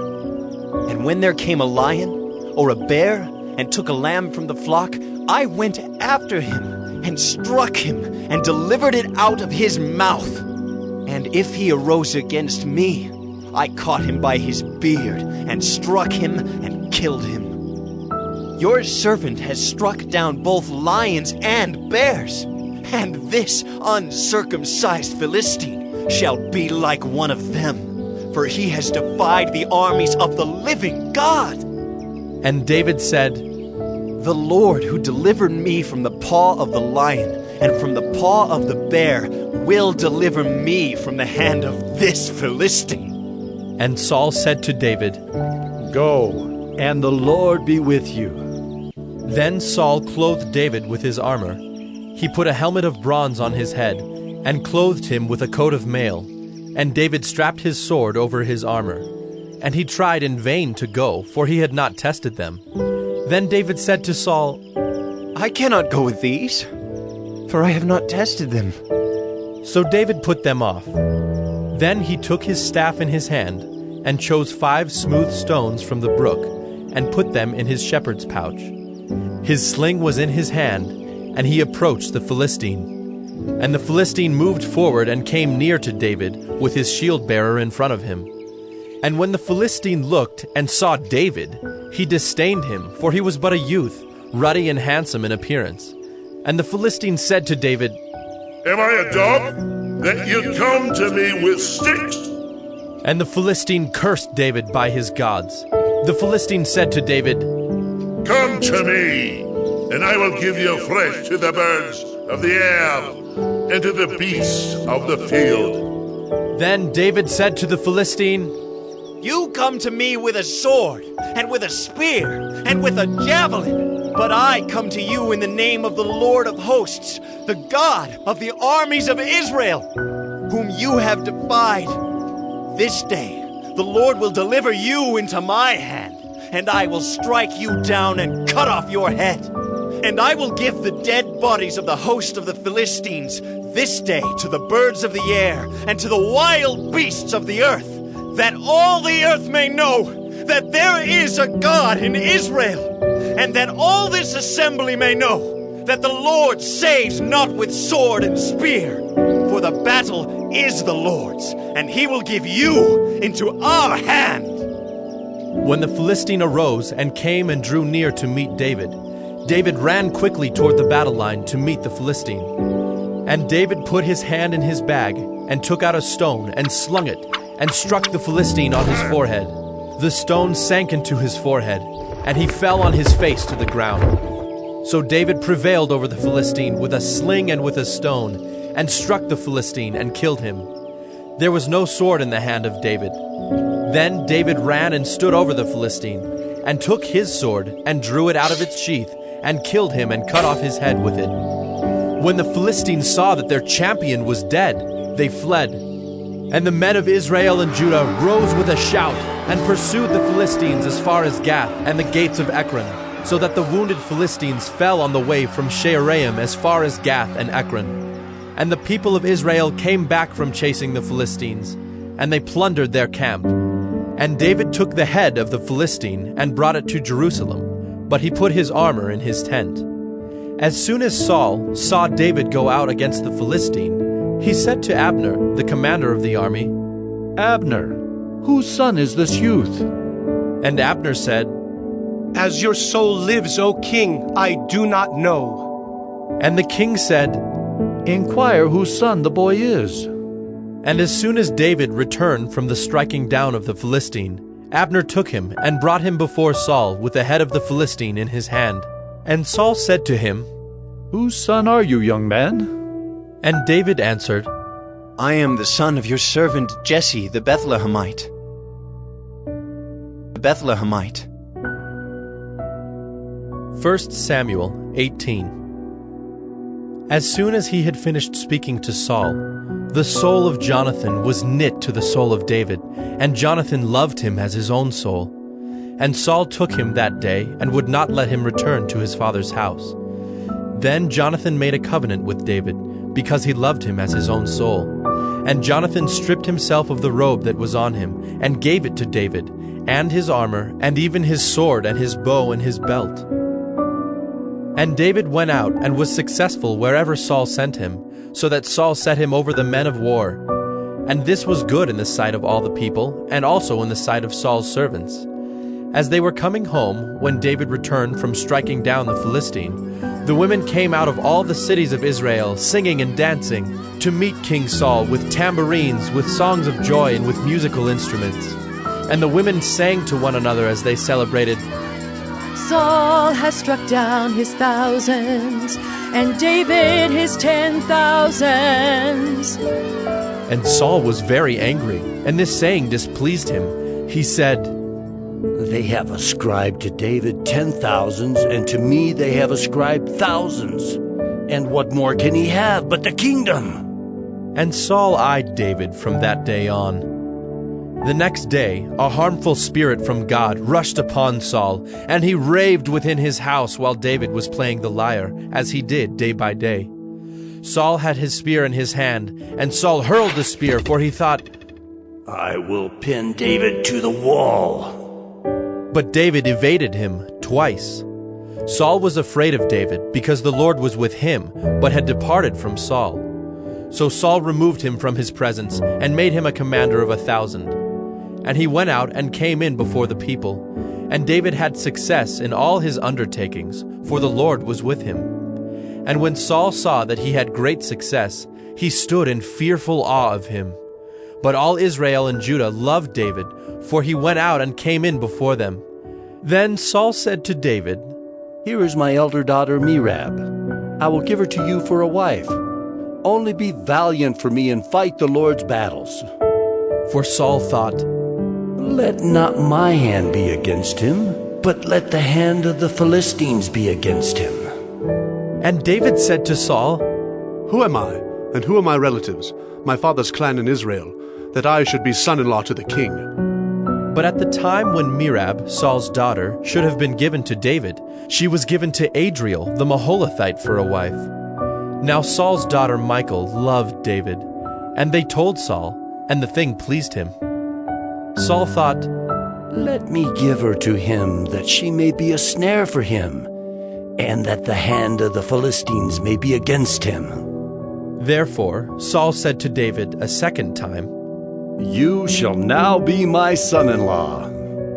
And Saul commanded his servants, "Speak to David in private and say, 'Behold, the king has delight in you, and all his servants love you. Now then, become the king's son-in-law.'" And Saul's servants spoke those words in the ears of David. And David said, "Does it seem to you a little thing to become the king's son-in-law, since I am a poor man and have no reputation?" And the servants of Saul told him, "Thus and so did David speak." Then Saul said, "Thus shall you say to David, 'The king desires no bride price, except 100 foreskins of the Philistines, that he may be avenged of the king's enemies.'" Now Saul thought to make David fall by the hand of the Philistines. And when his servants told David these words, it pleased David well to be the king's son-in-law. Before the time had expired, David arose and went, along with his men, and killed 200 of the Philistines. And David brought their foreskins, which were given in full number to the king, that he might become the king's son-in-law. And Saul gave him his daughter Michal for a wife. But when Saul saw and knew that the Lord was with David, and that Michal, Saul's daughter, loved him, Saul was even more afraid of David. So Saul was David's enemy continually. Then the princes of the Philistines came out to battle, and as often as they came out, David had more success than all the servants of Saul, so that his name was highly esteemed. 1 Samuel 19. And Saul spoke to Jonathan his son, and to all his servants, that they should kill David. But Jonathan, Saul's son, delighted much in David. And Jonathan told David, "Saul, my father, seeks to kill you. Therefore be on your guard in the morning. Stay in a secret place and hide yourself. And I will go out and stand beside my father in the field where you are.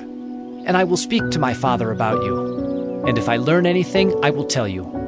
And Jonathan spoke well of David to Saul his father, and said to him, "Let not the king sin against his servant David, because he has not sinned against you, and because his deeds have brought good to you. For he took his life in his hand, and he struck down the Philistine.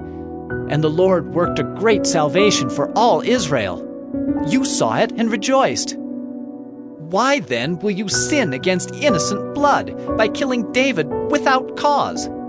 And Saul listened to the voice of Jonathan. Saul swore, "As the Lord lives, he shall not be put to death." And Jonathan called David, and Jonathan reported to him all these things. And Jonathan brought David to Saul, and he was in his presence as before. And there was war again. And David went out and fought with the Philistines, and struck them with a great blow, so that they fled before him. Then a harmful spirit from the Lord came upon Saul, as he sat in his house with his spear in his hand. And David was playing the lyre. And Saul sought to pin David to the wall with the spear, but he eluded Saul, so that he struck the spear into the wall. And David fled and escaped that night. Saul sent messengers to David's house to watch him, that he might kill him in the morning. But Michal, David's wife, told him, "If you do not escape with your life tonight, tomorrow you will be killed." So Michal let David down through the window, and he fled away and escaped. Michal took an image and laid it on the bed, and put a pillow of goat's hair at its head, and covered it with the clothes. And when Saul sent messengers to take David, she said, "He is sick." Then Saul sent the messengers to see David, saying, "Bring him up to me in the bed, that I may kill him." And when the messengers came in, behold, the image was in the bed, with the pillow of goat's hair at its head.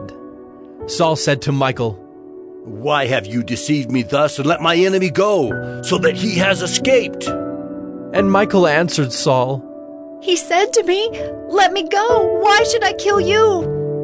Now David fled and escaped, and he came to Samuel at Ramah, and told him all that Saul had done to him.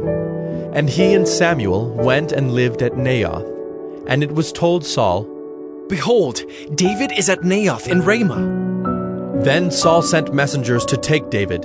And when they saw the company of the prophets prophesying, and Samuel standing as head over them, the Spirit of God came upon the messengers of Saul, and they also prophesied. When it was told Saul, he sent other messengers, and they also prophesied. And Saul sent messengers again, the third time, and they also prophesied.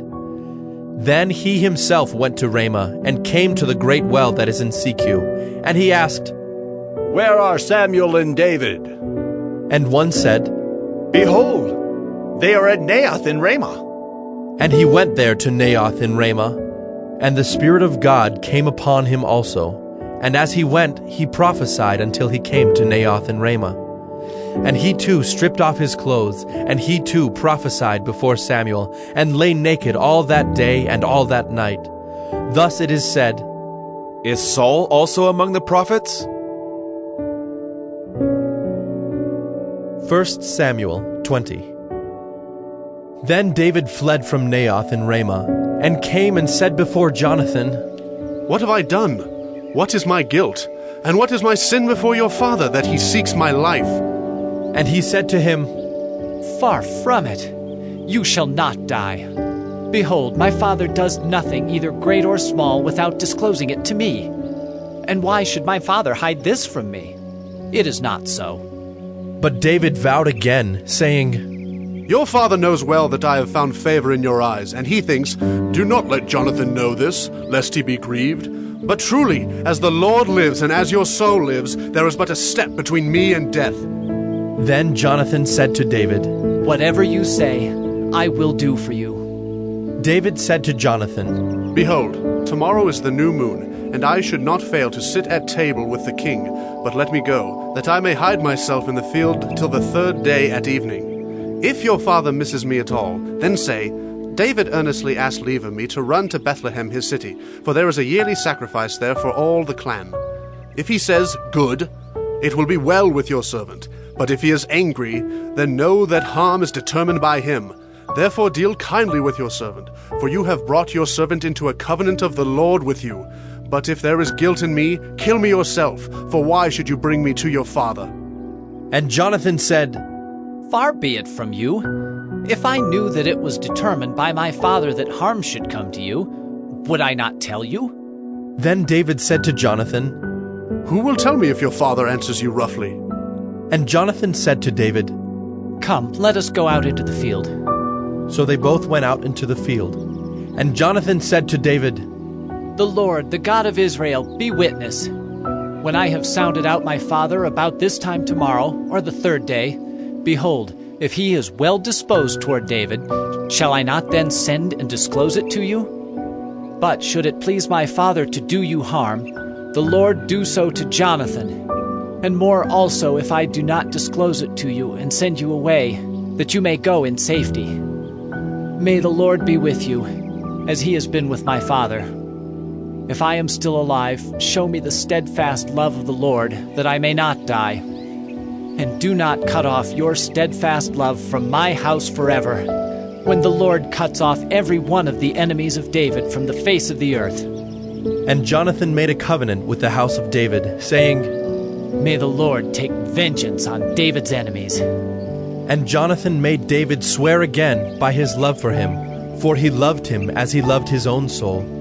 Then Jonathan said to him, Tomorrow is the new moon, and you will be missed because your seat will be empty.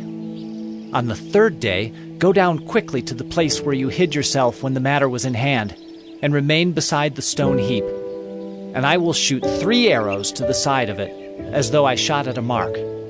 And behold, I will send the young man, saying, Go, find the arrows. If I say to the young man, Look, the arrows are on this side of you, take them, then you are to come, for as the Lord lives, it is safe for you, and there is no danger. But if I say to the youth, Look, the arrows are beyond you, then go, for the Lord has sent you away. And as for the matter of which you and I have spoken, behold, The Lord is between you and me forever." So David hid himself in the field. And when the new moon came, the king sat down to eat food. The king sat on his seat, as at other times, on the seat by the wall. Jonathan sat opposite, and Abner sat by Saul's side. But David's place was empty. Yet Saul did not say anything that day, for he thought, "Something has happened to him. He is not clean. Surely he is not clean." But on the second day, the day after the new moon, David's place was empty. And Saul said to Jonathan his son, "Why has not the son of Jesse come to the meal, either yesterday or today?" Jonathan answered Saul, "David earnestly asked leave of me to go to Bethlehem. He said, 'Let me go, for our clan holds a sacrifice in the city, and my brother has commanded me to be there. So now if I have found favor in your eyes, let me get away and see my brothers.' For this reason he has not come to the king's table." Then Saul's anger was kindled against Jonathan, and he said to him, "You son of a perverse, rebellious woman, do I not know that you have chosen the son of Jesse to your own shame and to the shame of your mother's nakedness? For as long as the son of Jesse lives on the earth, neither you nor your kingdom shall be established. Therefore send and bring him to me, for he shall surely die." Then Jonathan answered Saul his father, "Why should he be put to death? What has he done?" But Saul hurled his spear at him to strike him. So Jonathan knew that his father was determined to put David to death. And Jonathan rose from the table in fierce anger and ate no food the second day of the month, for he was grieved for David, because his father had disgraced him. In the morning Jonathan went out into the field to the appointment with David, and with him a little boy. And he said to his boy, "Run and find the arrows that I shoot." As the boy ran, he shot an arrow beyond him. And when the boy came to the place of the arrow that Jonathan had shot, Jonathan called after the boy and said, "Is not the arrow beyond you?" And Jonathan called after the boy, "Hurry! Be quick! Do not stay!" So Jonathan's boy gathered up the arrows and came to his master. But the boy knew nothing. Only Jonathan and David knew the matter. And Jonathan gave his weapons to his boy, and said to him, "Go and carry them to the city." And as soon as the boy had gone, David rose from beside the stone heap, and fell on his face to the ground, and bowed 3 times. And they kissed one another and wept with one another, David weeping the most. Then Jonathan said to David, "Go in peace, because we have sworn both of us in the name of the Lord, saying, 'The Lord shall be between me and you, and between my offspring and your offspring forever.'" And he rose and departed, and Jonathan went into the city. 1 Samuel 21. Then David came to Nob, to Ahimelech the priest. And Ahimelech came to meet David trembling, and said to him, "Why are you alone, and no one with you?" And David said to Ahimelech the priest, "The king has charged me with a matter and said to me, 'Let no one know anything of the matter about which I send you, and with which I have charged you. I have made an appointment with the young men for such and such a place. Now then, what do you have on hand? Give me 5 loaves of bread, or whatever is here." And the priest answered David, "I have no common bread on hand, but there is holy bread, if the young men have kept themselves from women." And David answered the priest, "Truly women have been kept from us as always when I go on an expedition. The vessels of the young men are holy even when it is an ordinary journey. How much more today will their vessels be holy?" So the priest gave him the holy bread, for there was no bread there but the bread of the presence, which is removed from before the Lord, to be replaced by hot bread on the day it is taken away. Now a certain man of the servants of Saul was there that day, detained before the Lord. His name was Doeg the Edomite, the chief of Saul's herdsmen. Then David said to Ahimelech, "Then have you not here a spear or a sword at hand? For I have brought neither my sword nor my weapons with me, because the king's business required haste." And the priest said, "The sword of Goliath the Philistine, whom you struck down in the valley of Elah, behold, It is here, wrapped in a cloth behind the ephod. If you will take that, take it, for there is none but that here." And David said, "There is none like that. Give it to me."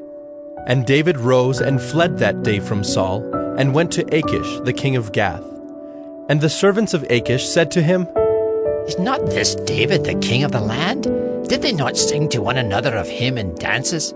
Saul has struck down his thousands, and David his 10,000s. And David took these words to heart, and was much afraid of Achish, the king of Gath. So he changed his behavior before them, and pretended to be insane in their hands, and made marks on the doors of the gate, and let his spittle run down his beard. Then Achish said to his servants, "Behold, you see the man is mad. Why then have you brought him to me? Do I lack madmen, that you have brought this fellow to behave as a madman in my presence? Shall this fellow come into my house?" 1 Samuel 22. David departed from there, and escaped to the cave of Adullam. And when his brothers and all his father's house heard it, they went down there to him. And everyone who was in distress, and everyone who was in debt, and everyone who was bitter in soul, gathered to him, and he became captain over them. And there were with him about 400 men. And David went from there to Mizpeh of Moab. And he said to the king of Moab, "Please let my father and mother stay with you, till I know what God will do for me." And he left them with the king of Moab, and they stayed with him all the time that David was in the stronghold. Then the prophet Gad said to David, "Do not remain in the stronghold. Depart, and go into the land of Judah." So David departed, and went into the forest of Hereth. Now Saul heard that David was discovered, and the men who were with him. Saul was sitting at Gibeah, under the tamarisk tree on the height, with his spear in his hand, and all his servants were standing about him. And Saul said to his servants who stood about him, "Hear now, people of Benjamin. Will the son of Jesse give every one of you fields and vineyards? Will he make you all commanders of thousands and commanders of hundreds? That all of you have conspired against me? No one discloses to me when my son makes a covenant with the son of Jesse.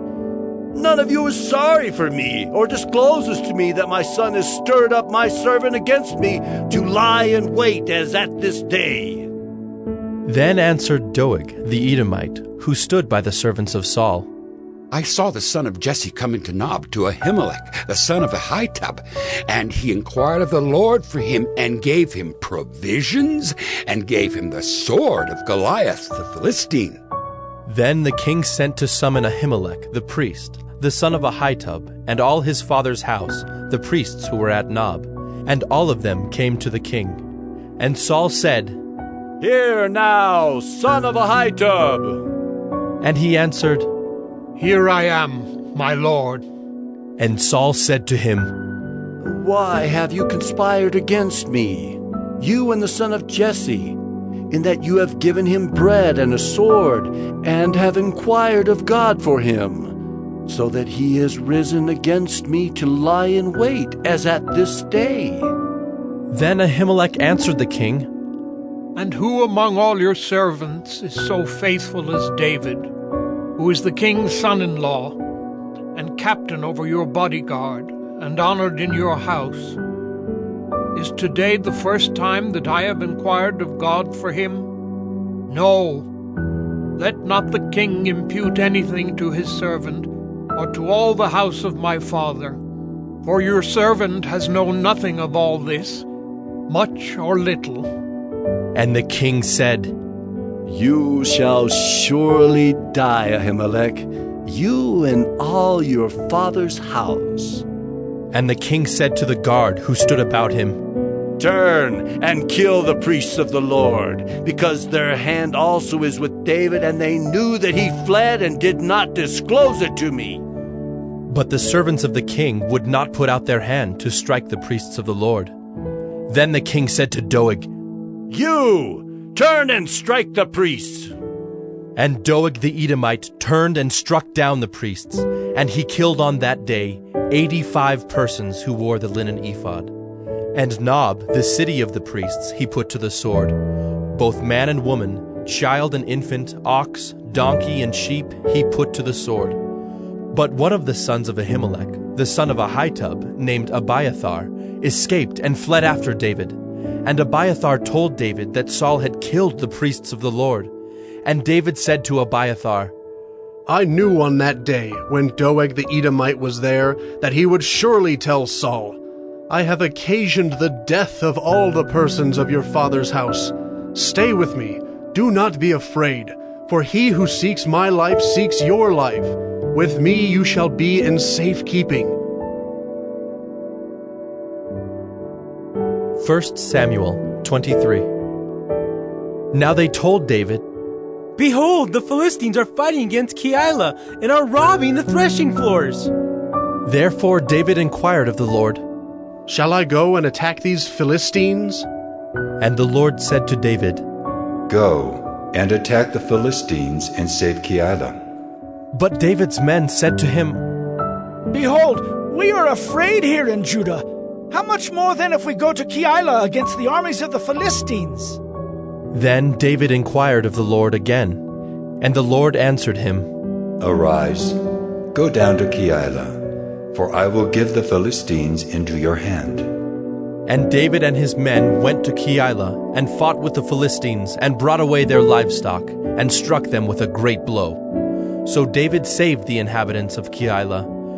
When Abiathar, the son of Ahimelech, had fled to David to Keilah, he had come down with an ephod in his hand.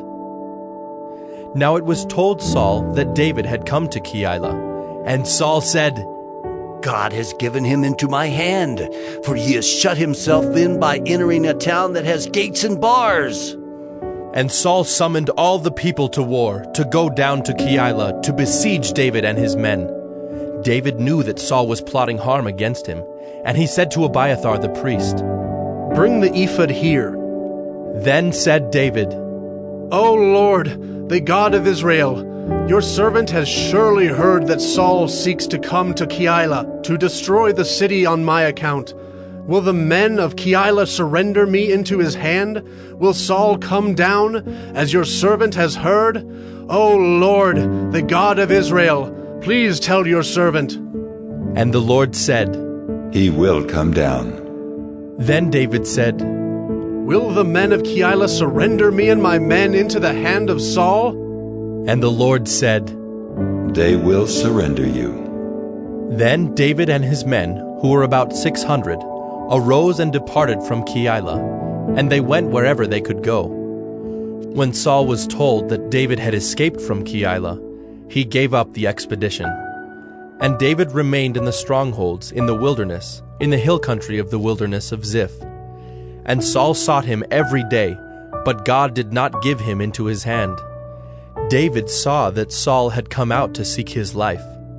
David was in the wilderness of Ziph at Horesh, and Jonathan, Saul's son, rose and went to David at Horesh, and strengthened his hand in God. And he said to him, Do not fear, for the hand of Saul my father shall not find you.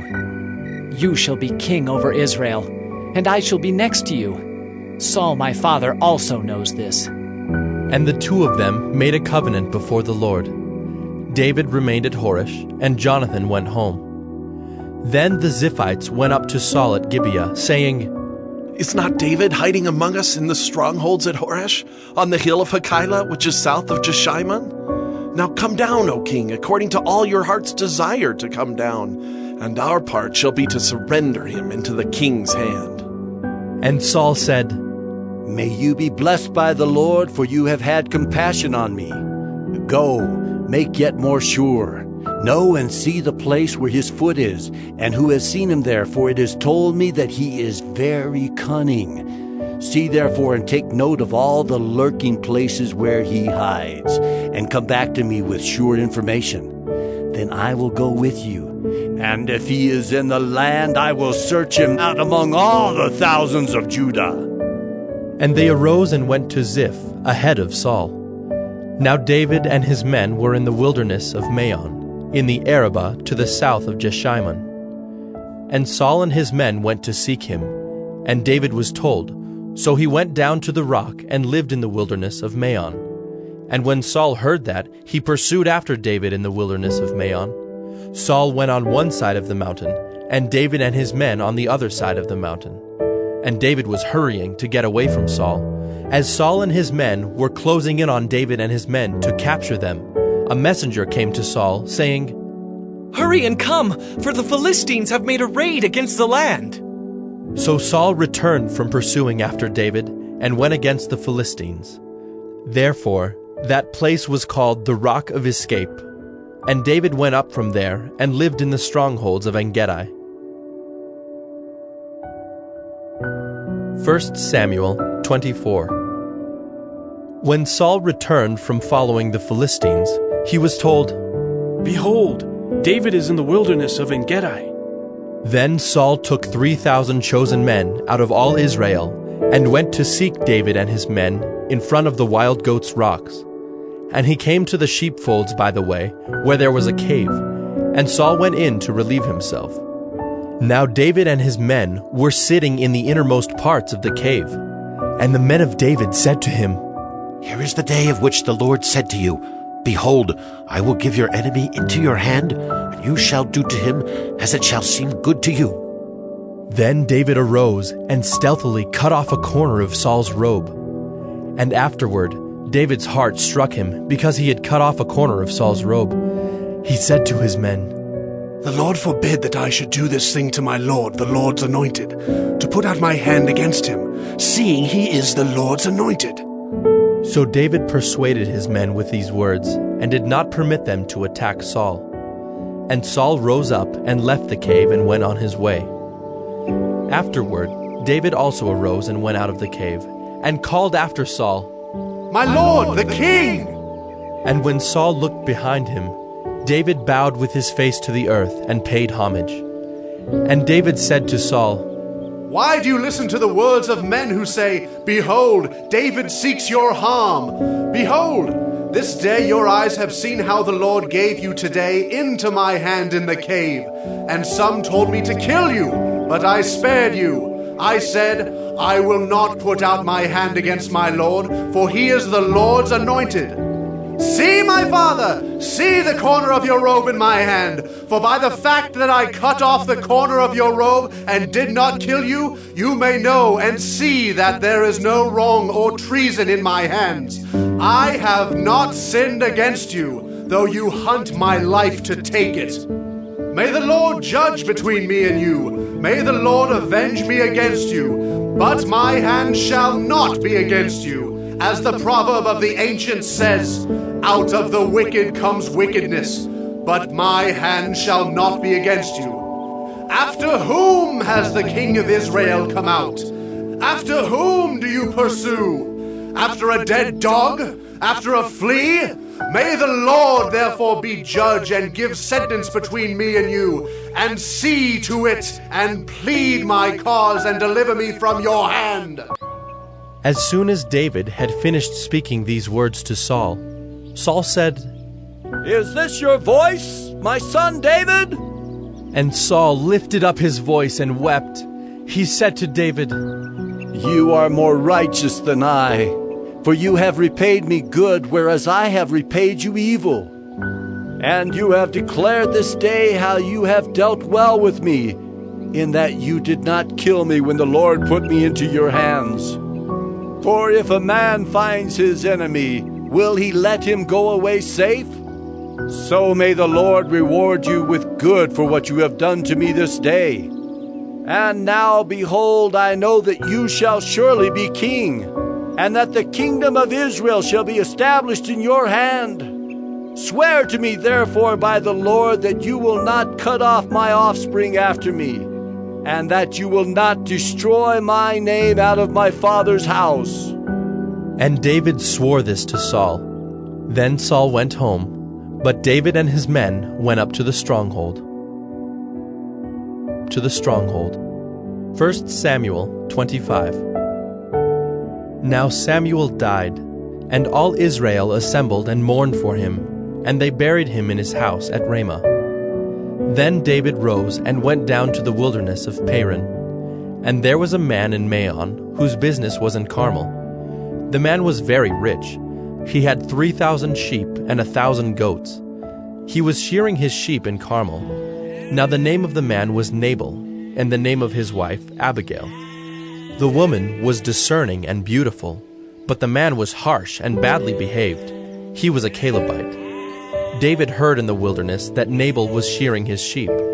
So David sent 10 young men, and David said to the young men, Go up to Carmel, and go to Nabal and greet him in my name, and thus you shall greet him. Peace be to you, and peace be to your house, and peace be to all that you have. I hear that you have shearers. Now your shepherds have been with us, and we did them no harm, and they missed nothing all the time they were in Carmel. Ask your young men, and they will tell you. Therefore, let my young men find favor in your eyes, for we come on a feast day. Please, give whatever you have at hand to your servants, and to your son David. When David's young men came, they said all this to Nabal in the name of David, and then they waited. And Nabal answered David's servants, Who is David? Who is the son of Jesse? There are many servants these days who are breaking away from their masters. Shall I take my bread and my water and my meat that I have killed for my shearers and give it to men who come from I do not know where? So David's young men turned away and came back and told him all this. And David said to his men, Every man strap on his sword. And every man of them strapped on his sword. David also strapped on his sword. And about 400 men went up after David, while 200 remained with the baggage. But one of the young men told Abigail, Nabal's wife, Behold, David sent messengers out of the wilderness to greet our master, and he railed at them. Yet the men were very good to us, and we suffered no harm, and we did not miss anything when we were in the fields, as long as we went with them. They were a wall to us both by night and by day, all the while we were with them keeping the sheep. Now therefore know this and consider what you should do, for harm is determined against our master and against all his house, and he is such a worthless man that one cannot speak to him.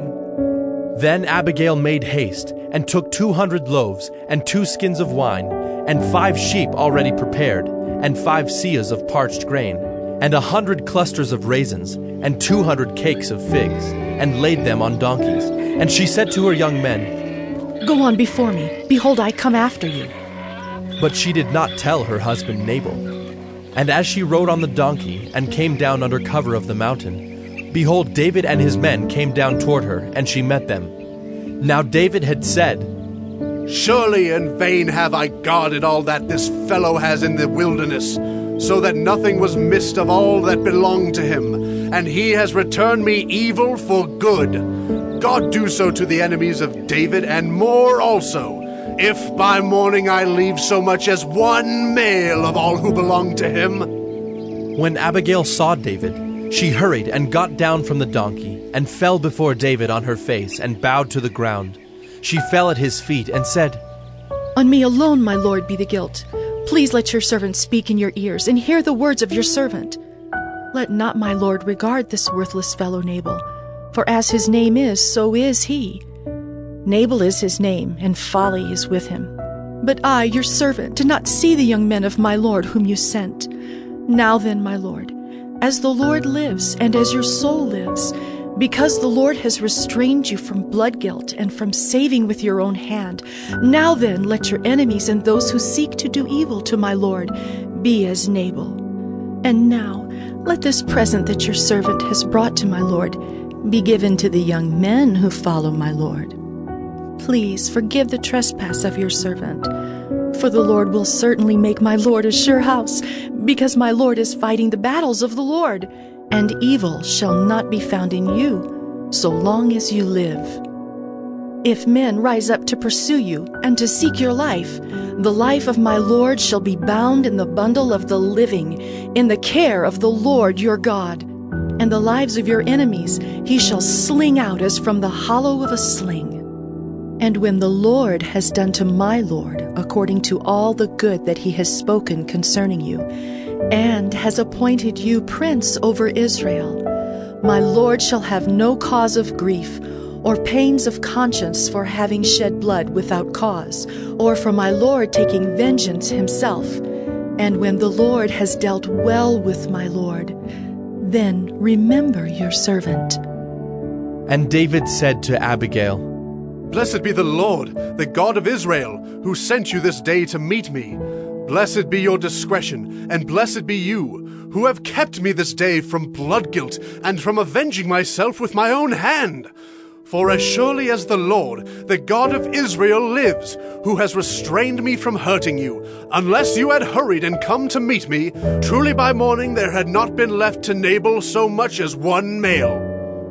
Then David received from her hand what she had brought him. And he said to her, Go up in peace to your house. See, I have obeyed your voice, and I have granted your petition. And Abigail came to Nabal, and behold, he was holding a feast in his house, like the feast of a king. And Nabal's heart was merry within him, for he was very drunk. So she told him nothing at all until the morning light. In the morning, when the wine had gone out of Nabal, his wife told him these things, and his heart died within him, and he became as a stone. And about 10 days later the Lord struck Nabal, and he died. When David heard that Nabal was dead, he said, Blessed be the Lord who has avenged the insult I received at the hand of Nabal, and has kept back his servant from wrongdoing. The Lord has returned the evil of Nabal on his own head. Then David sent and spoke to Abigail to take her as his wife. When the servants of David came to Abigail at Carmel, they said to her, David has sent us to you to take you to him as his wife. And she rose and bowed with her face to the ground and said, Behold, your handmaid is a servant to wash the feet of the servants of my Lord. And Abigail hurried and rose and mounted a donkey, and her 5 young women attended her. She followed the messengers of David and became his wife. David also took Ahinoam of Jezreel, and both of them became his wives. Saul had given Michal his daughter, David's wife, to Paltai the son of Laish, who was of Gallim. 1 Samuel 26. Then the Ziphites came to Saul at Gibeah, saying, Is not David hiding himself on the hill of Hachilah, which is on the east of Jeshimon? So Saul arose and went down to the wilderness of Ziph with 3,000 chosen men of Israel to seek David in the wilderness of Ziph. And Saul encamped on the hill of Hachilah, which is beside the road on the east of Jeshimon. But David remained in the wilderness. When he saw that Saul came after him into the wilderness, David sent out spies and learned that Saul had come. Then David rose and came to the place where Saul had encamped. And David saw the place where Saul lay, with Abner the son of Ner, the commander of his army. Saul was lying within the encampment, while the army was encamped around him. Then David said to Ahimelech the Hittite, and to Joab's brother Abishai, the son of Zeruiah, Who will go down with me into the camp to Saul? And Abishai said, I will go down with you. So David and Abishai went to the army by night. And there lay Saul sleeping within the encampment, with his spear stuck in the ground at his head, and Abner and the army lay around him. Then said Abishai to David, God has given your enemy into your hand this day. Now please let me pin him to the earth with one stroke of the spear, and I will not strike him twice. But David said to Abishai, Do not destroy him, for who can put out his hand against the Lord's anointed and be guiltless? And David said, As the Lord lives, the Lord will strike him, or his day will come to die, or he will go down into battle and perish. The Lord forbid that I should put out my hand against the Lord's anointed. But take now the spear that is at his head and the jar of water, and let us go. So David took the spear and the jar of water from Saul's head, and they went away. No man saw it or knew it, nor did any awake, for they were all asleep, because a deep sleep from the Lord had fallen upon them. Then David went over to the other side, and stood far off on the top of the hill, with a great space between them. And David called to the army, and to Abner the son of Ner, saying, Will you not answer, Abner? Then Abner answered, Who are you who calls to the king? And David said to Abner, Are you not a man? Who is like you in Israel? Why then have you not kept watch over your lord the king?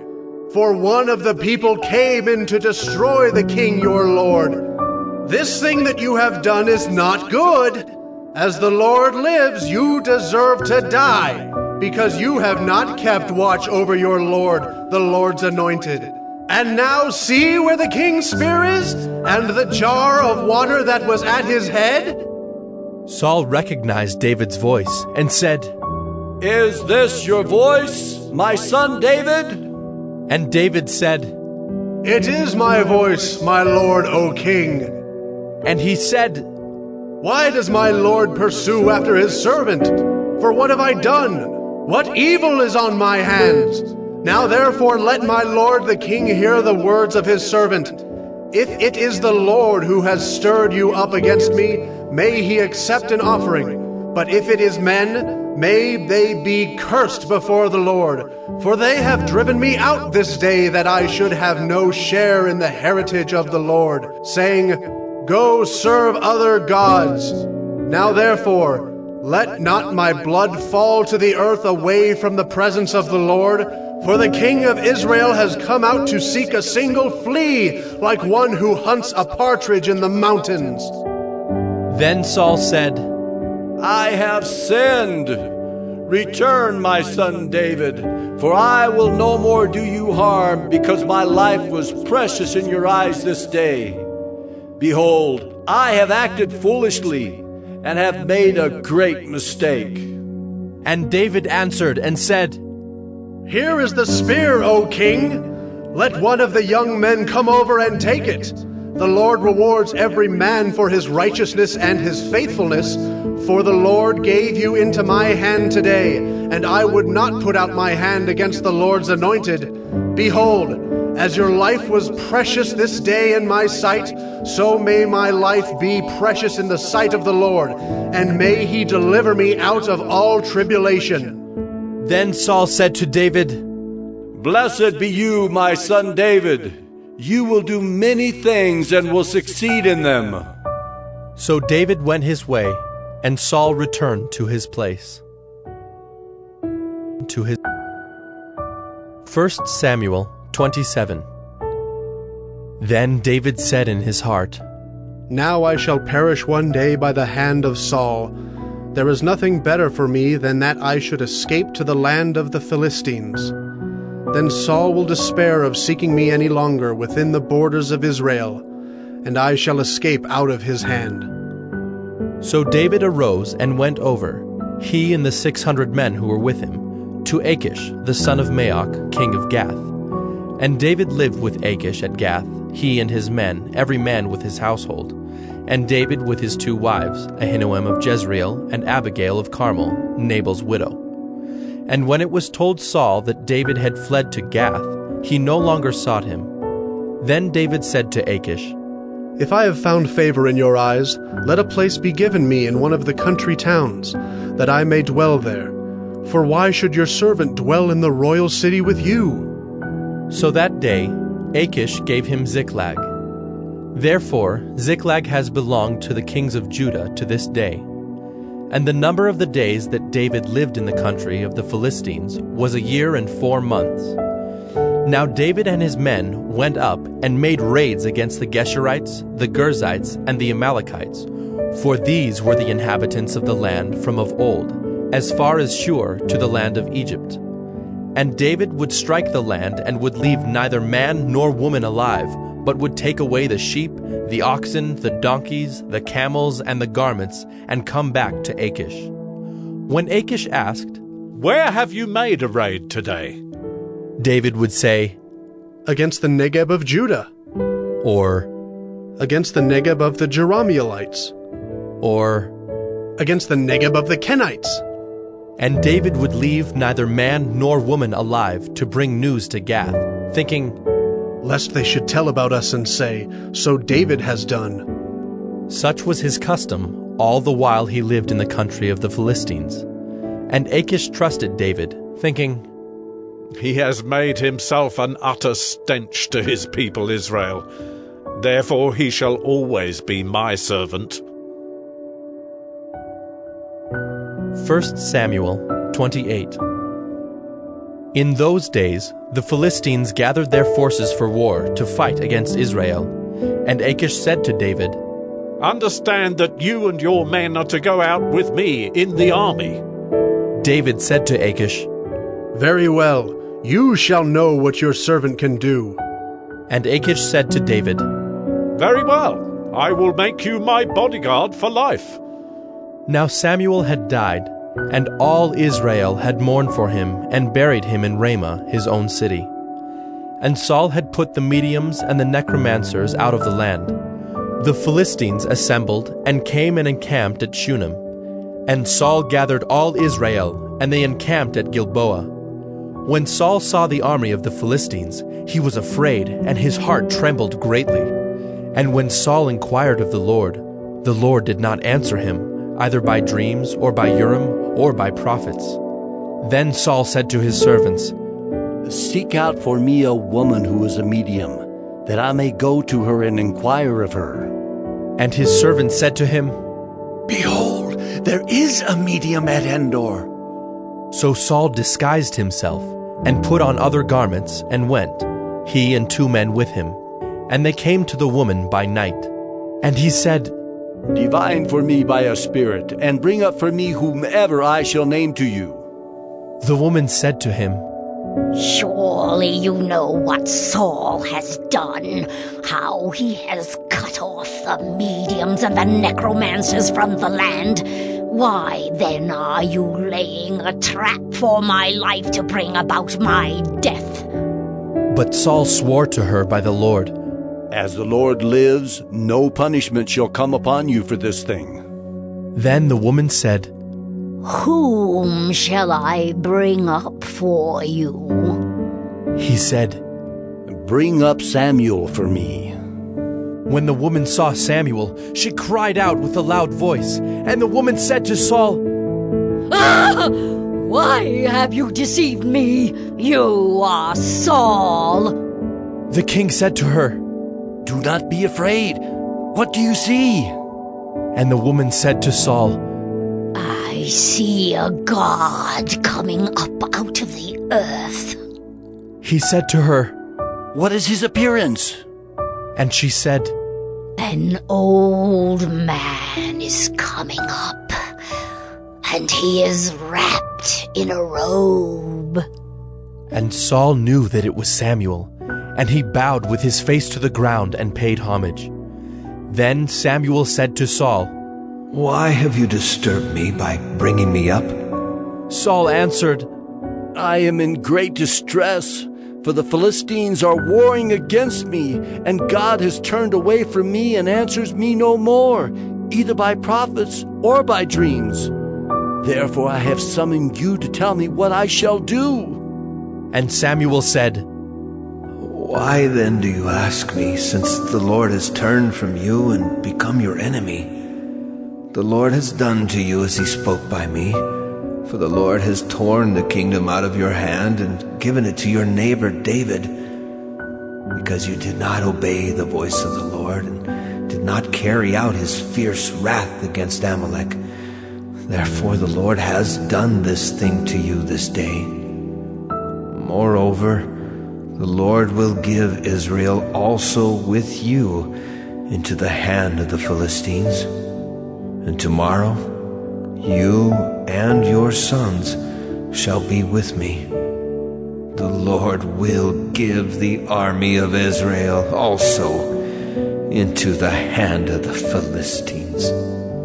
Then Saul fell at once, full length on the ground, filled with fear because of the words of Samuel. And there was no strength in him, for he had eaten nothing all day and all night. And the woman came to Saul, and when she saw that he was terrified, she said to him, Behold, your servant has obeyed you. I have taken my life in my hand and have listened to what you have said to me. Now, therefore, you also obey your servant, Let me set a morsel of bread before you, and eat, that you may have strength when you go on your way." He refused and said, "I will not eat." But his servants, together with the woman, urged him, and he listened to their words. So he arose from the earth and sat on the bed. Now the woman had a fattened calf in the house, and she quickly killed it. And she took flour and kneaded it, and baked unleavened bread of it. And she put it before Saul and his servants, and they ate. Then they rose and went away that night. 1 Samuel 29. Now the Philistines had gathered all their forces at Aphek, and the Israelites were encamped by the spring that is in Jezreel. As the lords of the Philistines were passing on by hundreds and by thousands, and David and his men were passing on in the rear with Achish, the commanders of the Philistines said, "What are these Hebrews doing here?" And Achish said to the commanders of the Philistines, "Is this not David, the servant of Saul, king of Israel, who has been with me now for days and years? And since he deserted to me, I have found no fault in him to this day." But the commanders of the Philistines were angry with him, and the commanders of the Philistines said to him, "Send the man back, that he may return to the place to which you have assigned him. He shall not go down with us to battle, lest in the battle he become an adversary to us. For how could this fellow reconcile himself to his Lord? Would it not be with the heads of the men here? Is not this David of whom they sing to one another in dances? Saul has struck down his thousands, and David his 10,000s. Then Achish called David and said to him, "As the Lord lives, you have been honest, and to me it seems right that you should march out and in with me in the campaign. For I have found nothing wrong in you from the day of your coming to me to this day. Nevertheless, the lords do not approve of you. So go back now and go peaceably, that you may not displease the lords of the Philistines." And David said to Achish, "But what have I done? What have you found in your servant from the day I entered your service until now, that I may not go and fight against the enemies of my lord the king?" And Achish answered David and said, "I know that you are as blameless in my sight as an angel of God. Nevertheless, the commanders of the Philistines have said, 'He shall not go up with us to the battle.' Now then, rise early in the morning with the servants of your Lord who came with you, and start early in the morning, and depart as soon as you have light." So David set out with his men early in the morning to return to the land of the Philistines. But the Philistines went up to Jezreel. 1 Samuel 30. Now when David and his men came to Ziklag on the third day, the Amalekites had made a raid against the Negeb and against Ziklag. They had overcome Ziklag and burned it with fire, and taken captive the women and all who were in it, both small and great. They killed no one, but carried them off and went their way. And when David and his men came to the city, they found it burned with fire, and their wives and sons and daughters taken captive. Then David and the people who were with him raised their voices and wept until they had no more strength to weep. David's two wives also had been taken captive, Ahinoam of Jezreel, and Abigail, the widow of Nabal of Carmel. And David was greatly distressed, for the people spoke of stoning him, because all the people were bitter in soul, each for his sons and daughters. But David strengthened himself in the Lord his God. And David said to Abiathar the priest, the son of Ahimelech, "Bring me the ephod." So Abiathar brought the ephod to David. And David inquired of the Lord, "Shall I pursue after this band? Shall I overtake them?" He answered him, "Pursue, for you shall surely overtake and shall surely rescue." So David set out, and the 600 men who were with him, and they came to the brook Besor, where those who were left behind stayed. But David pursued, he and 400 men.